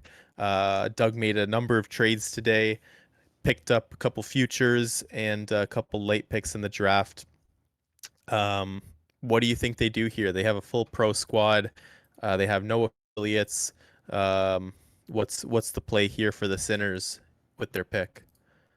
Yeah, you mentioned it's their first pick of the draft. First time we get to see the fancy graphic for them that Dave put together, and yeah, it could be any direction. Dave kind of, Doug kind of emptied his affiliate cupboard a little bit by trying to get some guys pro spots or calling them up or whatever the case is. I know he lost a lot of players from season 6 this off season through expansion or cap casualties or things like that. So interesting to see which direction they go. There's a few defensemen left, a couple forwards as well.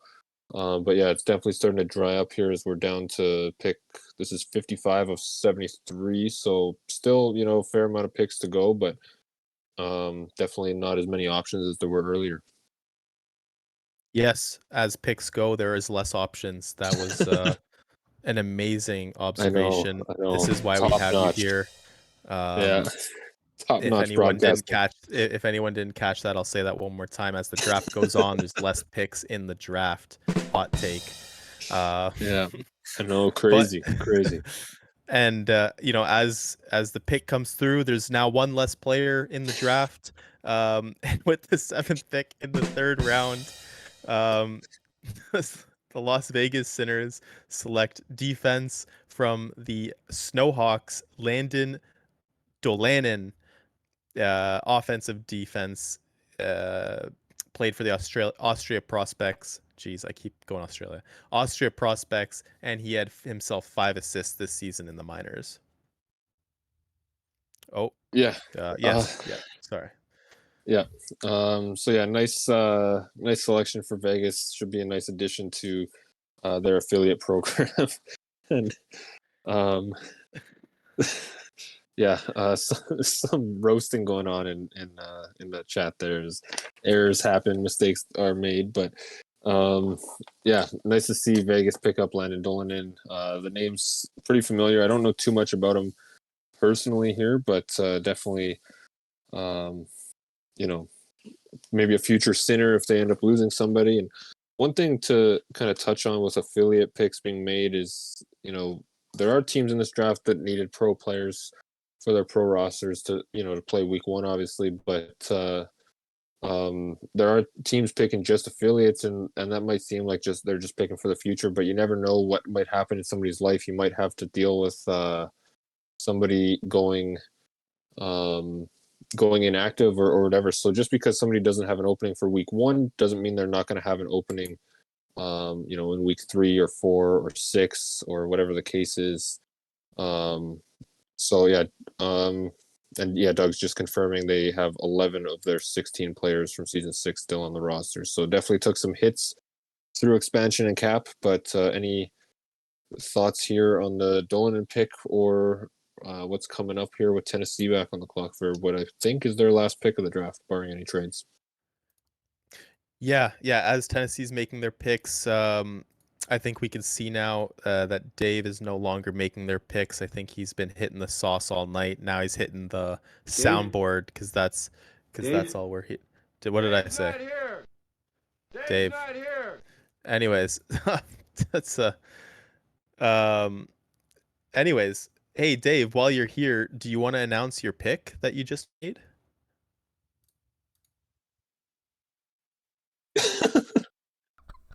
Hey, I'm a little busy, bro. Come on, man. What are you doing? Dude, I'm pushing buttons, making fun You're of you guys. pushing See, soundboard look at buttons. Twin Screw in the chat. He heard it. It says Dave's not here. Dave's not here. I told you Dave's not here. I don't know. Let me go in there and see. I don't even know who we're picking. Let me look here. I have given total control to Biff and Gunny and CGQ tonight. They have been doing a magnificent job because it's hard to be in there when I'm in here trying to make sure you guys don't mess up all night. So, you know what? I don't even know where it is, bro. All right. Well, I'll announce your pick. This is the owner of the Tennessee Black Bears, but we will announce their pick. Oh, I got it right here. Hey, I got it. So we got it with the 8th pick in the 3rd round of the season 7 Gohls entry draft. The Tennessee Black Bears select defender enforcer Jordan Tribble. How do you like that? There we go. Thank you for announcing that. Just wanted to switch things up. I'm sure people are tired of hearing me and Evan's voice. So thank you for being on top of that. Thank you for Dave for not messing up his pick. And with that, we I think we have Honolulu on the clock, if I'm not mistaken. Oh no, I just Yeah, I just want to make sure all the owners know who's up next. yeah, Honolulu's on the clock. Yeah, Yeah. Anyways, I messed up. Yes, Yes, it is Honolulu. Honolulu. I'm on another planet right now. Yeah, so shout out to Dave. Thanks for probably the most professional pick announcement we've had after the most unprofessional lead up to it that we've had it so far in this draft. How dare So you? huge. What's going on? I don't even know what's going on anymore. I've got so many papers here. Yeah. I have no papers here. What's going on? Yeah. All right. Any thoughts where Honolulu is going to be going with this pick here, Chewy? Yeah, I'm not sure if they need any more forwards to fill up. I know they picked one earlier. I can't remember if they already filled that up.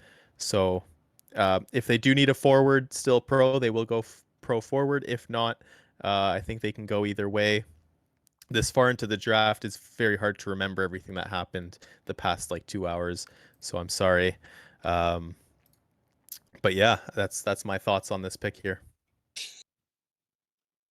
All right. I don't know. You're fired. All right. So with that, just Googling new sounds for us every time we open our mouths. All right. All right. With that, the pick is in. It's Honolulu's going to take left wing Trey Trust, power forward. And with that, we're going to see the Norfolk Navigators on the clock here. And we've caught up on the picks a little bit. Yeah, I actually, we have a couple new GMs into the chat on my line. Why don't we bring it to the Sapporo GM? Jesse Pinkman, he joined the league recently. He's made an impact on the stats team. Now he got the pro call up. Jesse, question for you, I guess. Were you planning on being called up to the pro squad this season? Was it Sapporo's original plan to keep you down for a little bit? Why don't you talk a little bit about the plan for Sapporo and how you guys are enjoying the draft? Hello? Can you hear me right? Yep. All right, perfect. I'm driving home, so my bad. Pray I don't have to interrupt your if I hit anything. But Jesse Pinkman, definitely surprised to get the call up out of 59 overall, I believe. Talking with Yodi, my owner, he wasn't planning on it, but plans changed apparently, and so Jesse Pinkman will make his pro debut this upcoming season. I'll be very excited about it, but otherwise, not much else I know that's really going on with the team. All right, the GM doesn't know much else going on with the team. It's a real Yodi show, But I let's- also got a note. I think that Tennessee Black Bears GM, he's got it figured out. Who cares about his presentation about how a pick is done? The pick is in. That's all that really matters. That player's going to meet the team someday, Fair enough. Awesome. So Pinkman, you've been in the league, for a little bit this season. You've helped us stream a few games, which is huge as well. What are your thoughts so far on Gohls and the time that you've spent with us the last season or so? Gohls is incredible. I'm loving it so far, especially with my part in the stats. It'll be even bigger this upcoming season. I've got a lot of stuff going on behind the scenes that I'm going to try and work out, make a debut here in season 7. But it's tempting because I'm a major part in the VHL, GM, recruitment, trivia there, and it's tempting to just give it all up and go full-time Gohls sometimes. Like, it'll be on my mind every now and then because I just have so much fun with what I'm doing here. Yeah, that's all. Once you go Gohls, you don't go back. Exactly. That's what they say. Once you get a taste of Gohls in your mouth, you just want more of it. Well, no, I'm not going to go there. Speaking of in your mouth, we got Norfolk Navigators, who are actually making their first pick of the draft. And I think they're the last team to make the last they're the last team to make a pick. No, last team to debut this draft, I guess. Yes, sir. And we're waiting for this pick to come through. The timer's counting down. What do you think Sam does? You know Sam a lot. He's always talking to you. Is he making a pick? Is he starting another league? What is he gonna do with this pick here? Yeah, he's you make the joke about starting another league. We've got him and I talk a lot about different ideas and stuff. There's probably a million ideas. If we had the time to do them, we'd run 100 leagues together. But these things take a lot of time. And yeah, shout out to Sam for sure for all the work he does for Sable, PXF, and owning a team over here as well. And we just launched a podcast today, him and I. So yeah, a lot of stuff in the works with him and sim leagues. So whoever gets drafted to Norfolk is going to an owner that knows quite a bit around the sim community. And I know often when he's drafting, he's looking at usernames more than builds, more than anything like that. Just just to see if he knows them. And I was talking to him recently about when you join different leagues or whatever, it's fun to get drafted to a team of people you don't know, because then you can kind of expand your kind of circle a little bit and meet some different people. And it helps when you're trying to pick in a draft like this, where maybe he's picking somebody he just met in a different league or something along those lines, if there is anybody left at that point. And it looks like the pick is in. Do you want to go ahead and announce that and break it down as I just finalize who we're taking as we're up next? Yep, I can do that. My phone just died, but that's okay. With the 10th pick in the third round, the Norfolk Navigators select from the Berlin Snowhawks two-way defenseman lefty Norman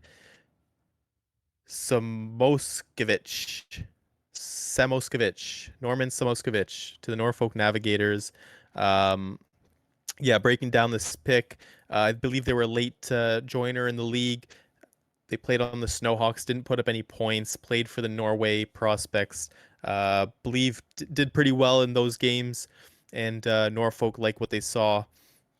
With this being their only pick in the draft, I'm curious if, they had a large draft board, if he was, high up on it, if, he got a pick that he really wanted. But he's not here to answer that, so we will never know the answer to that question.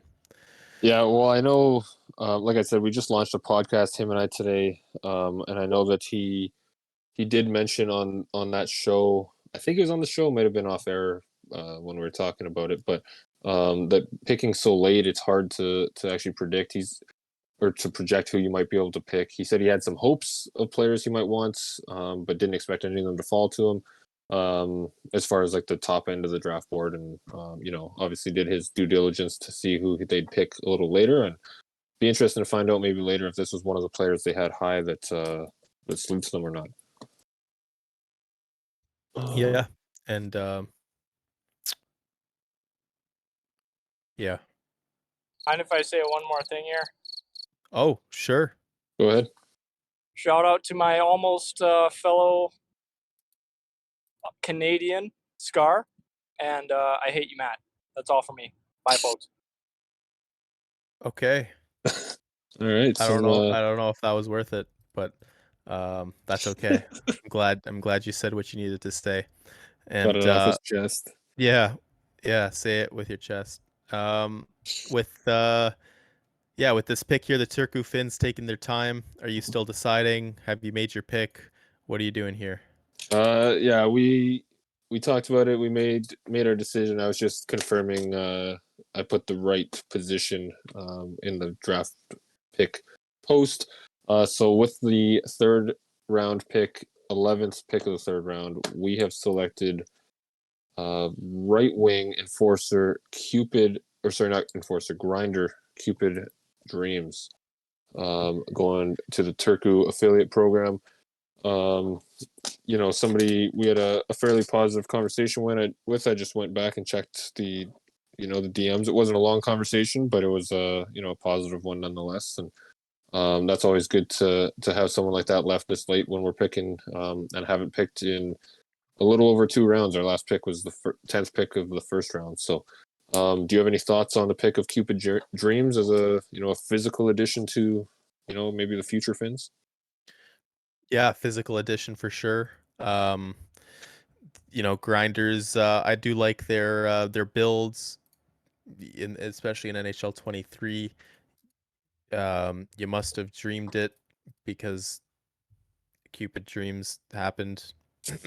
um, wow. Yeah. And speaking of that, the Albuquerque's on the clock now, with their next affiliate draft pick. What do you think they do with this? Squibs is rolling over somewhere at that pun, that's for sure. Um, I don't even think that was good enough to be classified as a pun. It's You're fired. It was an yeah, you're fine. It was an attempted pun for sure. There was something there though. Drake dreaming up. I don't know. Could have worked in the Cupid, loving the dream or something along those lines. I don't know, but yeah, we're pretty happy with the pick there, and obviously Albuquerque on the clock with what I believe is their final pick of the draft. Yeah, we'll see what they do here. They could go. There's a couple more physical enforcer type forwards. There's some snipers on the board still. Might be, I think, a couple defensemen left as well. I see at least 2, 3, maybe 4 defensemen, maybe even more than that. I don't know. And it looks like the pick is in. Yeah, with this Yeah, pick, I think they're making some magic here, with this pick. And with the 12th pick of the third round, they select Abrick Magic, enforcer right wing of the Snowhawks. yeah, and quick recovery on the puns. That one, much better than the dream attempt. So I think Squibs. That was a solid pun. I don't know. It was, as far as like puns go, it was solid. Yeah, and Squibs is probably going to forgive you for the other one, as puns are kind of his thing. Whether it's voice or text or anything, he's always making them. So, yeah, nice pick of Magic. Somebody that's been in goals before as well, knows what's up, and was pretty active and popped into the chat today, kind of into Discord, started selling themselves a little bit. I think in the draft prospects channel or something like that. Started selling themselves to some GMs, and that's good to see some activity, especially on draft day. Gets you into the minds of these general managers and owners for sure. With Florence on the clock, speaking of puns, they are up. Do you have any thoughts where they might go as we await their selection? Yeah, I think they're looking to spark some fire with this pick. They're flying through their draft boards. Florence looking to make a pick here. Hopefully he makes it soon, because I can't think of anything else to say in regards to that. All right, let's see if we can get a guest on here as we're running low on things to talk about, as tends to happen this late in the draft. And let's see, is Nate, are you still around? You've got one more pick coming up to round out the draft at 73 overall. But so glad that you invited me up here, because I have a lot to talk about. Oh, all right, let's hear it. What do you want to know? Well, you just said you had a lot to talk about. Well, I can fill time. Don't you worry about me. All right. Well, what's on your mind? What are you most excited to talk about with us right now?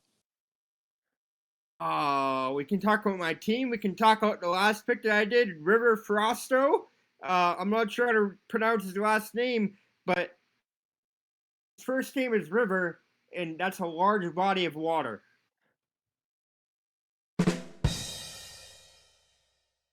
That is true.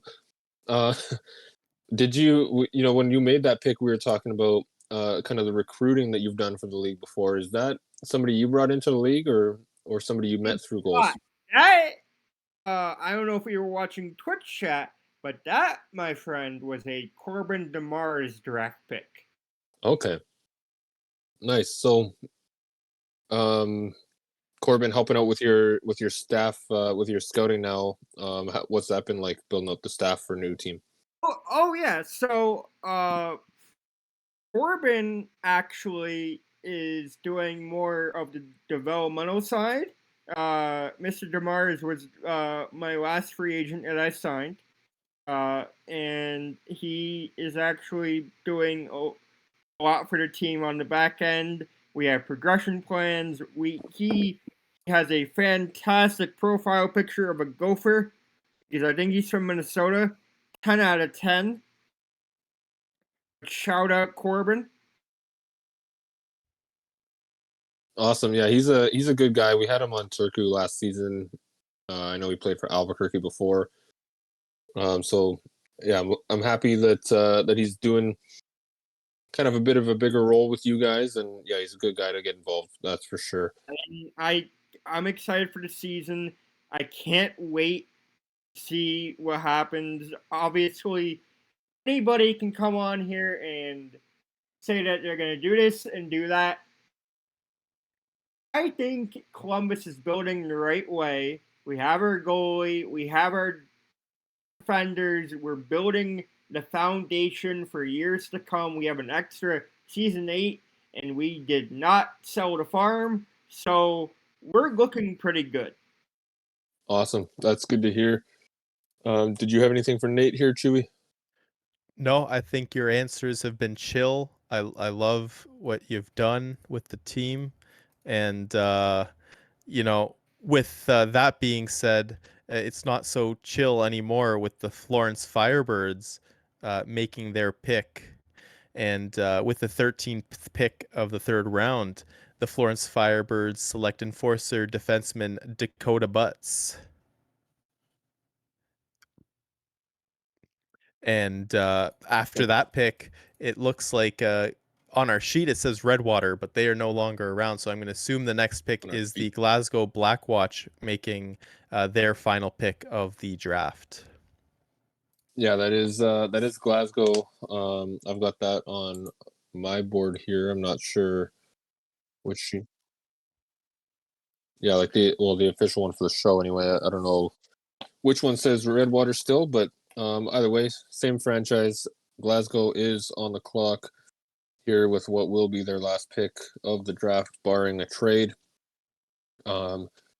Yeah, should be interesting to see which direction they go here under new ownership. I feel like we haven't talked about them a ton tonight. Is this can't be their first pick? This must be maybe only their second pick. Yeah. Yeah, they did select the 22nd pick in the draft. Right, that's what it was. It's a good Yeah. thing you knew that. But yeah, Glasgow, they've built a solid team this season.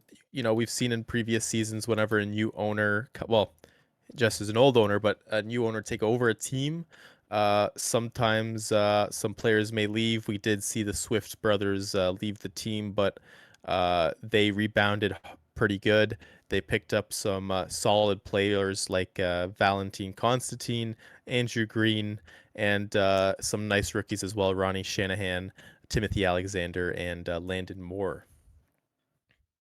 Yeah, and I know at one point this offseason they were the highest rated team in the league overall wise. Do you know, are they still? I could pull that up probably, but No, they're not anymore. With I believe one of the moves they had made, sending Cozy back to Albuquerque. Right. They are no.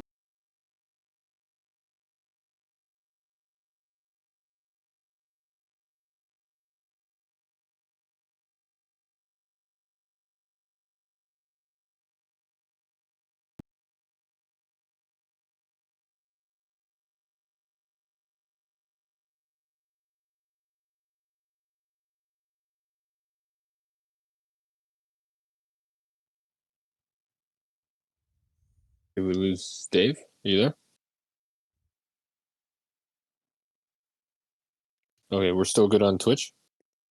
Okay, sweet. Yeah,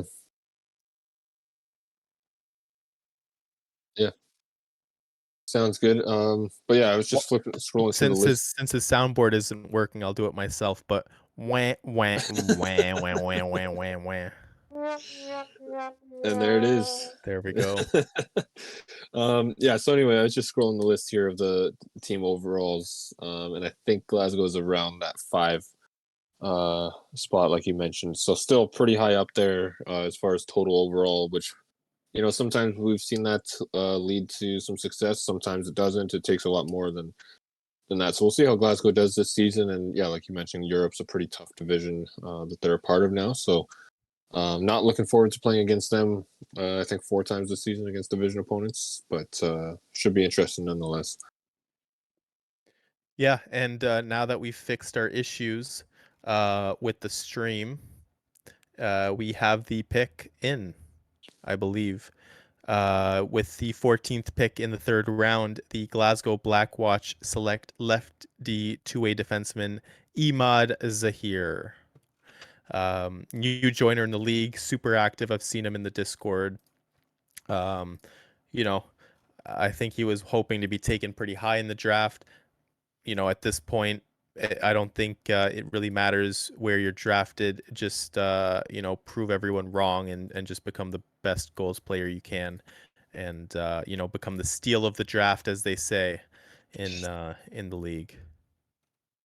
Yeah, absolutely. A new joiner, like you said. I think he played maybe 1, maybe 2 games in the showcase. I know he joined partway through it. Yeah, and it's good to see, even with the showcase and the offseason stuff, being able to get some of these new prospects into a game right away was good this season. And those showcase games were pretty competitive. We saw some great goalie performances. We saw a shootout in one of them, some overtime games, stuff like that. So it was some good hockey to watch as well. Yeah, and he was obviously part of that for I think 1 and maybe 2 games. What are your thoughts here as we see San Diego on the clock for probably their last pick of the draft? Yep, San Diego with their last pick. We're so late in the draft, not many options left. Just building for the future. There's a couple guys that have been active, a couple not so much. So I think at this point you just want to draft the most active player in the league and develop them as they fight for a pro spot on the team. And it looks like they did make their pick. Evan, you can announce this one. Sure. So it's going to be left wing sniper Aaron Smith going to the Reapers organization. Been pretty active. I've seen him join some other leagues, check him out, stayed in some, didn't stay in others. And yeah, definitely looking to get more involved in the sim community, it seems like. And nice pick here for the San Diego Reapers. Grabbing somebody who, potentially could be pretty active and still getting them, late 3rd round here.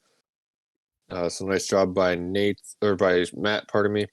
I don't know, Matt's not in the chat anymore. Did you have any thoughts on the Aaron Smith pick here, or maybe a guest we could bring on while we wait for the Maccabees pick? Yeah, I think it's a solid pick. Like I mentioned before, you just want to draft the most active guy at this point and get them to stick around, build over the next couple seasons. So I think it's a great pick.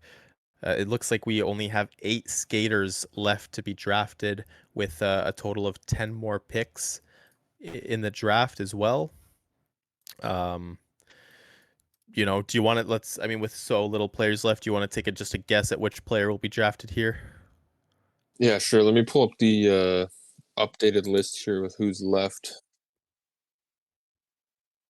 2 goalies will get drafted still. So 8 skaters, 2 goalies. As you look at that up, I'll guess Greg Ward Jr. That's my random guess. You can guess yours. Okay, you're gonna pull Greg Ward. I'll say Frank Gordon. That'll be my dart that I'll take a stab at here. And as I was scrolling that list, looks like the pick came in. We were both wrong. We both missed. But it's going to be center sniper Percy Texera going to Miami. Yep. Solid pick for Miami. Yeah. That puts Jacksonville on the clock. We heard Scurvy talk earlier. He mentioned that they got their forward affiliates depleted. They filled up a couple forwards. They filled up a couple defense. I'm going to take the guess that they go forward here, and I'm going to just guess Jake Toxins as we wait for that pick to come in. Maybe after he makes the pick, Scurvy can talk about it as well. We'll announce the pick once it's submitted. Yeah, I was about to take a guess, but in the corner of my eye, I saw it pop up, and I would have been cheating to guess it. But I did guess this player with the last pick, so I was just one spot off. It is going to be Frank Gordon, picked by the Jacksonville Vipers, and that's going to throw the Maccabees up on the clock here. Like you mentioned, just a handful of picks left. I think 8 picks, left. And is Scurvy available to talk about the pick of Frank Gordon? Yeah, I actually had Gordon circled for probably about the last 10 picks or so. I'm surprised he made it down there. He's got some good size to him, and we drafted a similar build player to him and Danny Dre, and I really like the way he's performed down in Iceland. I'm looking forward to his season. So, if his build works out, I got confidence for Gordon in the future too. Awesome. Yeah, that was, Gordon was somebody we were looking at as a possibility when we were picking, a few picks ago with Turku. Did it make you nervous when I threw it out as a random guess for the pick before you? At this point, nah, I won't say nervous, but Fair enough. I mean, he's like a steal at the draft at this point. But yeah, like Yeah. I said, I had him circled top of my list for the last 10 picks, and if I didn't, if somebody would have took Gordon, I was going to pick Magic, but Cam took him, and that just for a project, if nothing else. Right. We've never had a really huge guy on Jacksonville. Yeah, and that's something that Chewy's mentioned a couple times, seems to be important in 23 a little bit. So interesting to see how that unfolds. Be our own version of the Bob Light, Yeah, for sure. Awesome. Well, overall, now that you've made your last pick, barring any potential trades we might see, what are your thoughts on how Jacksonville's draft went, and kind of looking forward to the season? Oh, I'm quite happy. We have not signed a single free agent since our inaugural season, season 2. We build exclusively from within, so the draft is really important to us. Hopefully, we've had nothing but winner drafts, and I'm confident we had another one tonight. I've been in touch with everybody except one guy in Israel, probably still sleeping right now. Yeah, so you mentioned that you haven't signed any free agents. So is that ever? Jacksonville has never signed a free agent? I won't say ever, because back in season 2, when they were an expansion team, they signed a couple free agents. So Yeah, okay. can't really say Oh, never, but ever since that season, nope, not a one. Fair. Yeah, I don't think I'd count that per se being like inaugural season, but yeah. After that, do you think this will be the season that Jacksonville does it? I mean, like you said, you like to build through the draft. A lot of other teams, like Florence, for example, build through free agency. Do you think you'll be the first team that exclusively builds through the draft and wins the cup? If that question even made sense.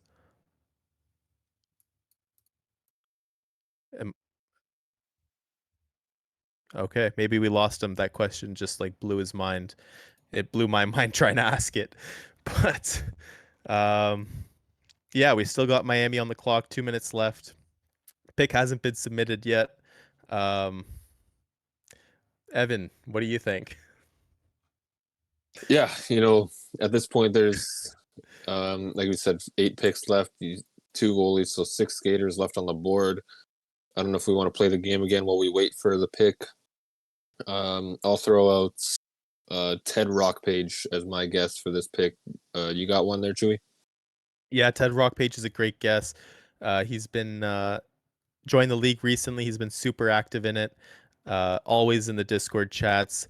I think his time will come in the draft, and I hope it's soon. I'm just for the sake of content, I'm going to guess someone else, and I'm going to guess Greg Ward Jr. again, since that was my guess last time. And, I'm going to fill words in while we wait for this pick to come in. Maybe Scurvy's back. I saw he muted himself. maybe Yeah, I'm back. What were you starting to ask me right before Yeah, Discord so decided to reboot? yeah, so I guess my short version of that 2-minute question I asked was, do you think you guys are going to win the cup this season? Oh boy, I sure hope so. But the league's going to be flatter than ever this year. I'm really looking forward to that. And if it's not us, this got to be the year of an expansion team besides Jacksonville wins a playoff series. Finally, we got to see that sooner or later. And this got to be the breakthrough year for that. I'm really hoping for advocating on behalf of all the expansion teams here. But as far going back to Jacksonville, I got a huge defensive hole to plug. The switch to NHL 23 was not kind to us. We fell from number 2 to number 13 or 14 in overall defense. So I made some changes to hopefully plug that hole, and we'll see if they work in a few weeks here. Sorry, you cut out there. You said you need to plug a hole with a D. I just want to confirm that's what you said. Heyo. If that works, I'm willing to try anything.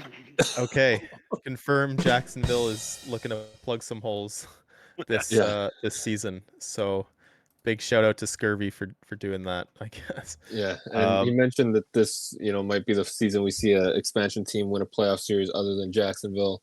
Yeah, that would be obviously good to see. I have to say, as maybe the leading authority in not winning playoff series, it's harder than it looks to win a playoff series sometimes. But with the 12-team playoff format coming up, I think we're going to see a lot more teams in with a fighting chance. Plus, the way the cap impacted some of the teams this year, I think we're going to see, like you said, a much flatter league, a much more competitive league, top to bottom. So I'm looking forward to seeing that as well. Yeah, and it looks like we're going to be moving on. Miami has missed their pick. I don't see a timer on the screen, so let's go right to North Bay Mallards. They're gonna get on the clock here, and once Miami answers, they'll get their pick. If not, they'll get the last pick of the draft. This is the first time we're seeing this season. Did it happen last season? I don't think it happened last season. It did happen in Sable, which was the last time it happened in a draft I Sorry, hosted. no free ads. No free ads. Yeah, no free ads. Yeah, fair enough. But yeah, it's like it happens from time to time in these leagues. In that league that I won't mention for free advertising purposes. When it did happen, we found out it was because the guy that was picking for the team went and took a shower, thought he had more time than he did. So you never know. People step away for all kinds of reasons, and doesn't happen too often, but you do see it from time to time in these sim drafts. So. And with that, we do have the North Bay pick. So just so everyone's aware of what happens here is Miami, if he comes back at any point, can pick. But anybody picked between those picks, he gets assigned, or he can't take, obviously. So if he comes back now, he could pick now. But North Bay's pick is in. Did you want to go ahead and read that one off there, Chewy? Yep. So with the 19th pick in the third round, the North Bay Mallards select left wing sniper Jake Toxins to the North Bay Mallards affiliate program. Jake has played for the Snowhawks this season. I believe he joined late. He has 0 points on the year, but he's definitely going to make his mark in the minors next season. Yeah, like you said, a late joiner. Krieg is still conscious at least, but yeah, this man's on a boat drinking at his bachelor party and he's still making picks. That's insane. That's commitment. He won a cup on a cruise. Now he's doing a draft on a booze cruise. So, you can't take goals away from this guy even on a boat. So, hold my drink, bitch. All right. So with that, we might as well announce the Alaska pick. So they did need a goaltender, and they went ahead and selected Iceland Ice goalie Scott Cooper. He played for the Norway Prospects in the showcase. He played, like I said, for the Iceland Ice. Where does let's go? Here we go. An 887 save percentage. I think couple shutouts. I think he had 2 shutouts on the season, if I'm not mistaken. You're not mistaken. Yeah. You are, yeah, you're not mistaken. Good. I don't like to be mistaken, so that's a good sign. All right, and as we roll over to round 4, I guess I should hide round 2 so we can actually see the 4th round on the show. And Manitoba is going to be up on the clock here. Any thoughts as Manitoba's got a goalie need with their last remaining pick? I'm gonna predict that they're going to draft a goalie. Whoa.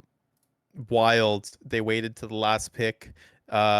I think maybe it worked out for them. They have a number of great options in William Stevens, in Baby Deer, in Chris Sabum as well, and even Doug Day, new player to the league, but he's been super active. Would be cool to see him get drafted. Will it be his time? We'll know very soon until the pick comes in.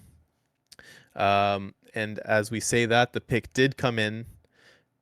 And with the first pick in the 4th round, the Manitoba Ice Hogs finally select a goalie from the Wellington Farmers, Bebe Deer. Yeah, Deer played for the Farmers, as you mentioned. Also suited up for Norway in the showcase, and as well as the women's team in the special events, and if I'm not mistaken, Canada for the World Juniors as well. So obviously the women have played all 4 of their games. The showcase is obviously over as well, but they still, if Deer is on Team Canada, I think they are for the World Juniors. They will be playing still next week as we finish off those off-season tournaments before preseason starts the week after. So a nice pick here. Somebody who won the McIntyre Trophy as the best minors goaltender. Not this past season, but the one before. So definitely a solid player, deserving of a pro opportunity, and it's going to be exciting to see them get their shot in Manitoba. Obviously you joked earlier that Manitoba hopefully allows a lot of goals. Hopefully not for Deer's sake, but just for Wicked's sake. If there's a way they can allow a lot of goals without them counting against Deer, I think we'll take that, eh? Yeah, for sure. And one thing that has been always intriguing to me about this player, when you look at goalies, the top priority is speed, agility, angles. When you look at Baby Deer's stats, their speed is 40. That's like over half or less than half or over half, one of those, 50-50 shot. Then then maxing your speed. Um, he's got the size, 6'9", 290. I don't think you get any bigger than that. If you look at Florence, at the size of them, he's probably equivalent, or she, I'm sorry. But it's going to be super interesting to see how Deer holds up in the pros versus 99 accuracy, 99 shooting players at only 40 speed. Will the size make up for it, or will it fail? And you know, well, we have a couple guests lined up, but before what since it's Wicked's last pick, why don't Wicked talk us through picking the goalie? You know, did it pay off not picking them with the 3rd overall pick? Was this your target the whole time? Why don't you tell us about that? Well, draft is officially over, so I guess we can officially say Deer was on top of our list pretty much the whole time. We had a bit of insider information on some goalies going somewhere. Maybe because Creed's drunk and he was telling us everybody he wanted to take Coop in private, or but we had a pretty good idea that Deer was going to fall through, and we had an eye on him this whole time. So we took that gamble and paid off, and we were so happy it worked out that way. We were able to get Milo way up high versus waiting all the way down there. Milo's going to go 4th overall or 5th if we pass on him for sure. So we couldn't pass that up. And I guess I'm broken record here. I said the same thing earlier on, but no, I guess all the pits are through. So Yeah, say we're it again. That's really, okay. really happy. Okay, yeah. So we couldn't let Milo go through. Okay. So we pit them up at 3rd there. Yeah. Awesome. And because this was the first pick of the 4th round and we got you here, well, shout out you guys one more time, the 3rd round sponsor, the Manitoba Ice Hogs, Hakuna Yatadas, and congrats to you. Good luck this season. And Yeah, I'd like to ask for a refund since you stumbled through that whole thing I wrote notes. It took a couple hours to write that down, and here you are laughing through it. Listen, everyone sent in like 3 sentences. You sent in 6 paragraphs. All right, you didn't pay for hours of stream time, but that's most okay. of it. All right, enjoy the last 4 picks here, boys. Yeah, so we got the last few picks here. Before we call on a next guest, we'll announce this one. The second pick of the 4th round, Boston Buccaneers select Tim Hasen, offensive defenseman. I'm actually surprised about this one. I thought this one would go way earlier. He was like 3rd on my draft board for defense, and they dropped all the way. So he's pretty active. He is from Germany, so his time zones, don't line up. But good luck to Tim on the Buccaneers. Any thoughts on this one, Evan? Yeah, somebody that's been pretty active since they joined. Another late joiner, late-ish anyway. But yeah, like you said, was 3rd on your draft board. We were looking at him a little earlier as well. So yeah, it is kind of surprising to see them fall this far. Yeah, didn't play in the minors.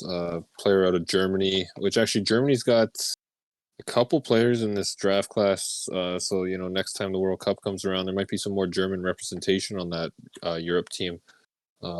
As it might have doubled our German player total. So good to see players from different countries and stuff starting to join the league, whether they're actually living there or they're just picking their player to be from there. Either way, the diversity is good. So yeah, with that, the Las Vegas Sinners pick is in. They went with a center, Bill Obert, another super new person to the league as well.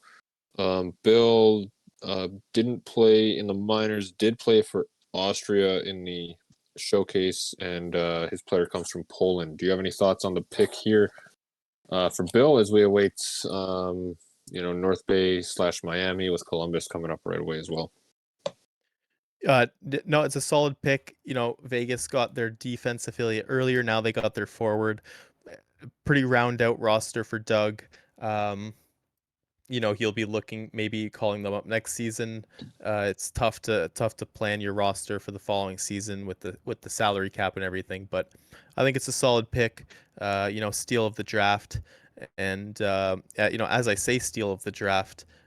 Maybe we can have Mr. Steal of the Draft himself talk about Florence and talk about what he thinks of the draft. Trevor Lopez.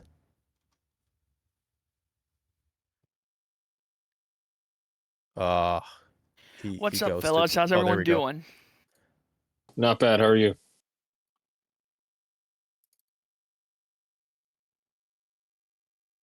I'm doing good. First of all, thanks for having me on. I gotta say, I am super stoked with the class that we drafted today. First round, we got my man. I am not even going to try and pronounce his last name, but from what we've heard from him in conversations and from what we've seen of his build, we're hoping that his career is as long as his last name. Fair enough. Yeah, you would have heard me try to stumble through that pronunciation earlier. I don't blame you for taking the pass on that one. Honestly, second round, think our draft board changed over time. We missed out on some guys we were targeting at that pick, but I had some conversations with Dutham earlier in the day. I have never talked to him before this morning, but we had a lot of good conversations about what we'd look for in a locker room, and he fit every single criteria we were looking for. The build was there, and even though he's a newer guy, we think that kind of personality is going to be huge for our franchise going forward. I'm so thrilled to have him on board. Awesome. Yeah, that's great to hear. Whenever a team leaves the draft happy with getting the targets they had in mind, that's always a good sign. Do you have any, I guess, general thoughts on the rest of Florence's offseason or the rest of your picks and as you head into season 7 coming up here? Yeah, of course. Obviously this offseason we had to lose quite a few veterans from last year due to cap constraints and the expansion. losing JJ hurts since he's been my teammate since the very first season. He's a great guy, going to do great things for Manitoba, and his presence in the locker room is one that honestly is irreplaceable. If you know him, you know exactly the kind of guy he is, and I think that he's going to be a very good piece for Manitoba looking forward. Overall, though, we lost a lot of good pieces, but I like the ones that we're getting back as well. And we're hoping that not only can we return to the playoffs again this year, but we're hoping that this season we manage to take it even farther. Awesome. Yeah. Well, good luck with that. Chewy, did you have anything for Trevor before we announce the next pick? No, that was awesome. Thanks, Trev, for coming on. Mr. Steelio draft pick. Damn, that was bad. Anyways, North Bay Mallards are on the clock. Thanks, Trevor. Have a good one and good luck this season. You guys as well. Thanks for hosting as always. Our pleasure. All right. So with that, North Bay did come in with their pick. We did get Miami's pick as well shortly after North Bay. So we'll announce North Bay's pick here with the 4th pick of the 4th round. They went with left wing Ty Patak. I don't know if the T's silent there. It might be Ty Tak. I'm not sure, but it's Patak. All right, awesome. So yeah, a new joiner. I believe played one game in the draft showcase for the Ukraine prospects. An American player. Obviously, no stats from the minors this season. Any thoughts on the pick of Ty here, Chewy? No, it's a solid pick. Seems like a lot of people know who this person is. So could be a steal. Hopefully North Bay Mallard develop him nicely and see him on the pro squad one day. Yeah, we almost took him. I don't even know him from any other leagues, I don't think, but we almost took him at the 59th overall or wherever we were picking last. And yeah, nice pick here for North Bay to get him this late. As we throw Columbus on the clock, Miami did come in with their pick that was skipped. Did you want to announce that selection? Yes, I'm very happy to announce this one as I pull it up here with I guess the 4th pick of the 4th round / the 18th pick of the 3rd round. The Miami Maccabees are happy to announce the drafting of right D enforcer Ted Rockpage from the France Prospects. Congrats to Ted. I know you're in the chat there. You've been waiting all night to hear your name called. You're heading to Miami, a nice warm state. No, Miami's not a state. A nice warm city in the state of Florida. There we go. Congrats to you. And I mean, it's no surprise then the last pick of the draft will be Greg Ward Jr. going to the Columbus Chill as well. So congrats to Greg Ward for being drafted by Columbus. Yeah, for sure. And Greg Ward was somebody you were kind of guessing a little earlier. Ted Rockpage I also guessed earlier once we started kind of throwing out our shots in the dark guesses. And Rockpage has been very active since joining the league. Comes in regularly, likes to kind of role play a little bit. Was talking about barbecue today. Really driving some conversation in the server. So that's always good to see.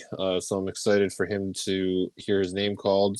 Sorry it's been a bit of a long night waiting for it, but hope it's worth it. And Miami has a pretty solid team, so a good organization to join for sure.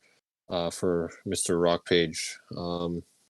Yeah, and then obviously congrats to Greg Ward Jr. joining Columbus, and Nate, who's a pretty active owner over there as well. Chewy, do you have any thoughts on how the draft went as a whole, or anything else you wanted to talk about? This has been an awesome draft. I'm so glad to have co-hosted with you. I hope I was worthy of doing it. I know there was some tough goes throughout the past 4 hours, but it is tough when you're talking for 4 hours. My throat is sore. Sore throat from the draft. But Thank you to everyone for being a part of it. Thanks for all the guests, and Dave Axis for producing it. And let's maybe go through our sponsors one last time. Everyone who sponsored the draft. If Evan, you want to take that.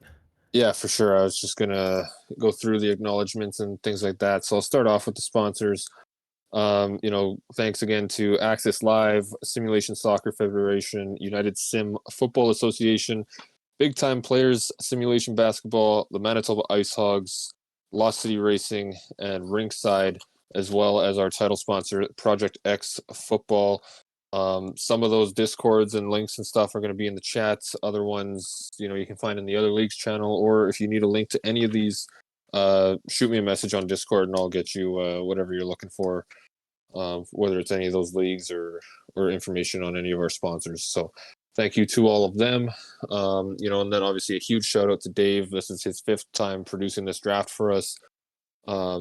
I've been fortunate enough to host them all with him, and he, continues to outdo himself every time. So huge shout out to him for this great production, all these graphics and stuff like that. Thanks to Chewy for doing obviously the co-hosting and the circle logos for the teams. Krieg, who's enjoying his night on a boat right now and all the work he does as commissioner of the league. Obviously Doug, as well as the other deputy commissioner. Shout out to him. Matt and Wicked as our new DPPs, already doing a ton of work for us. Matt has been assigning all the roles to the players as they've been picked, so they're in the locker rooms already, which is a huge help to me because, I'd be up till 2 or 3 in the morning if I had to do them all after the draft. And so thanks to him. And last thanks to yourself, of course, Evan Ani Escola, for hosting. I believe this is your 5th draft. Yeah, so that's awesome. We love having you host it, and good luck on your new podcast. We'll do one free ad. Check out the new podcast with Evan and Sam. Can you shout it out one more time? It's called OT Sims. We just dropped the first episode today, and it's on Spotify and some other podcast places as well. So we'll drop a link whenever it goes up. Let's go. For sure. So appreciate that. It's fun doing these drafts. I'm fortunate to get to host them. So and then last thing I was going to say thanks to is all the team owners and all the players who the owners take the time tonight to make picks during a live draft, which is a lot of fun. Can be chaotic sometimes as you're managing your draft board. And a huge shout out to all the players that make this league what it is, because we wouldn't have a league like this with this kind of productions and stuff like that if it wasn't for having all these players. I think we're getting close to 500 active players. I know the Discord's at like 600 and something members. So thank you to all of you for tuning in. I hope we hit the 100 viewers tonight. I wasn't watching it, but I guess we'll have to check that later. Thanks to everybody, and that's all I've got for tonight. Thanks for tuning in.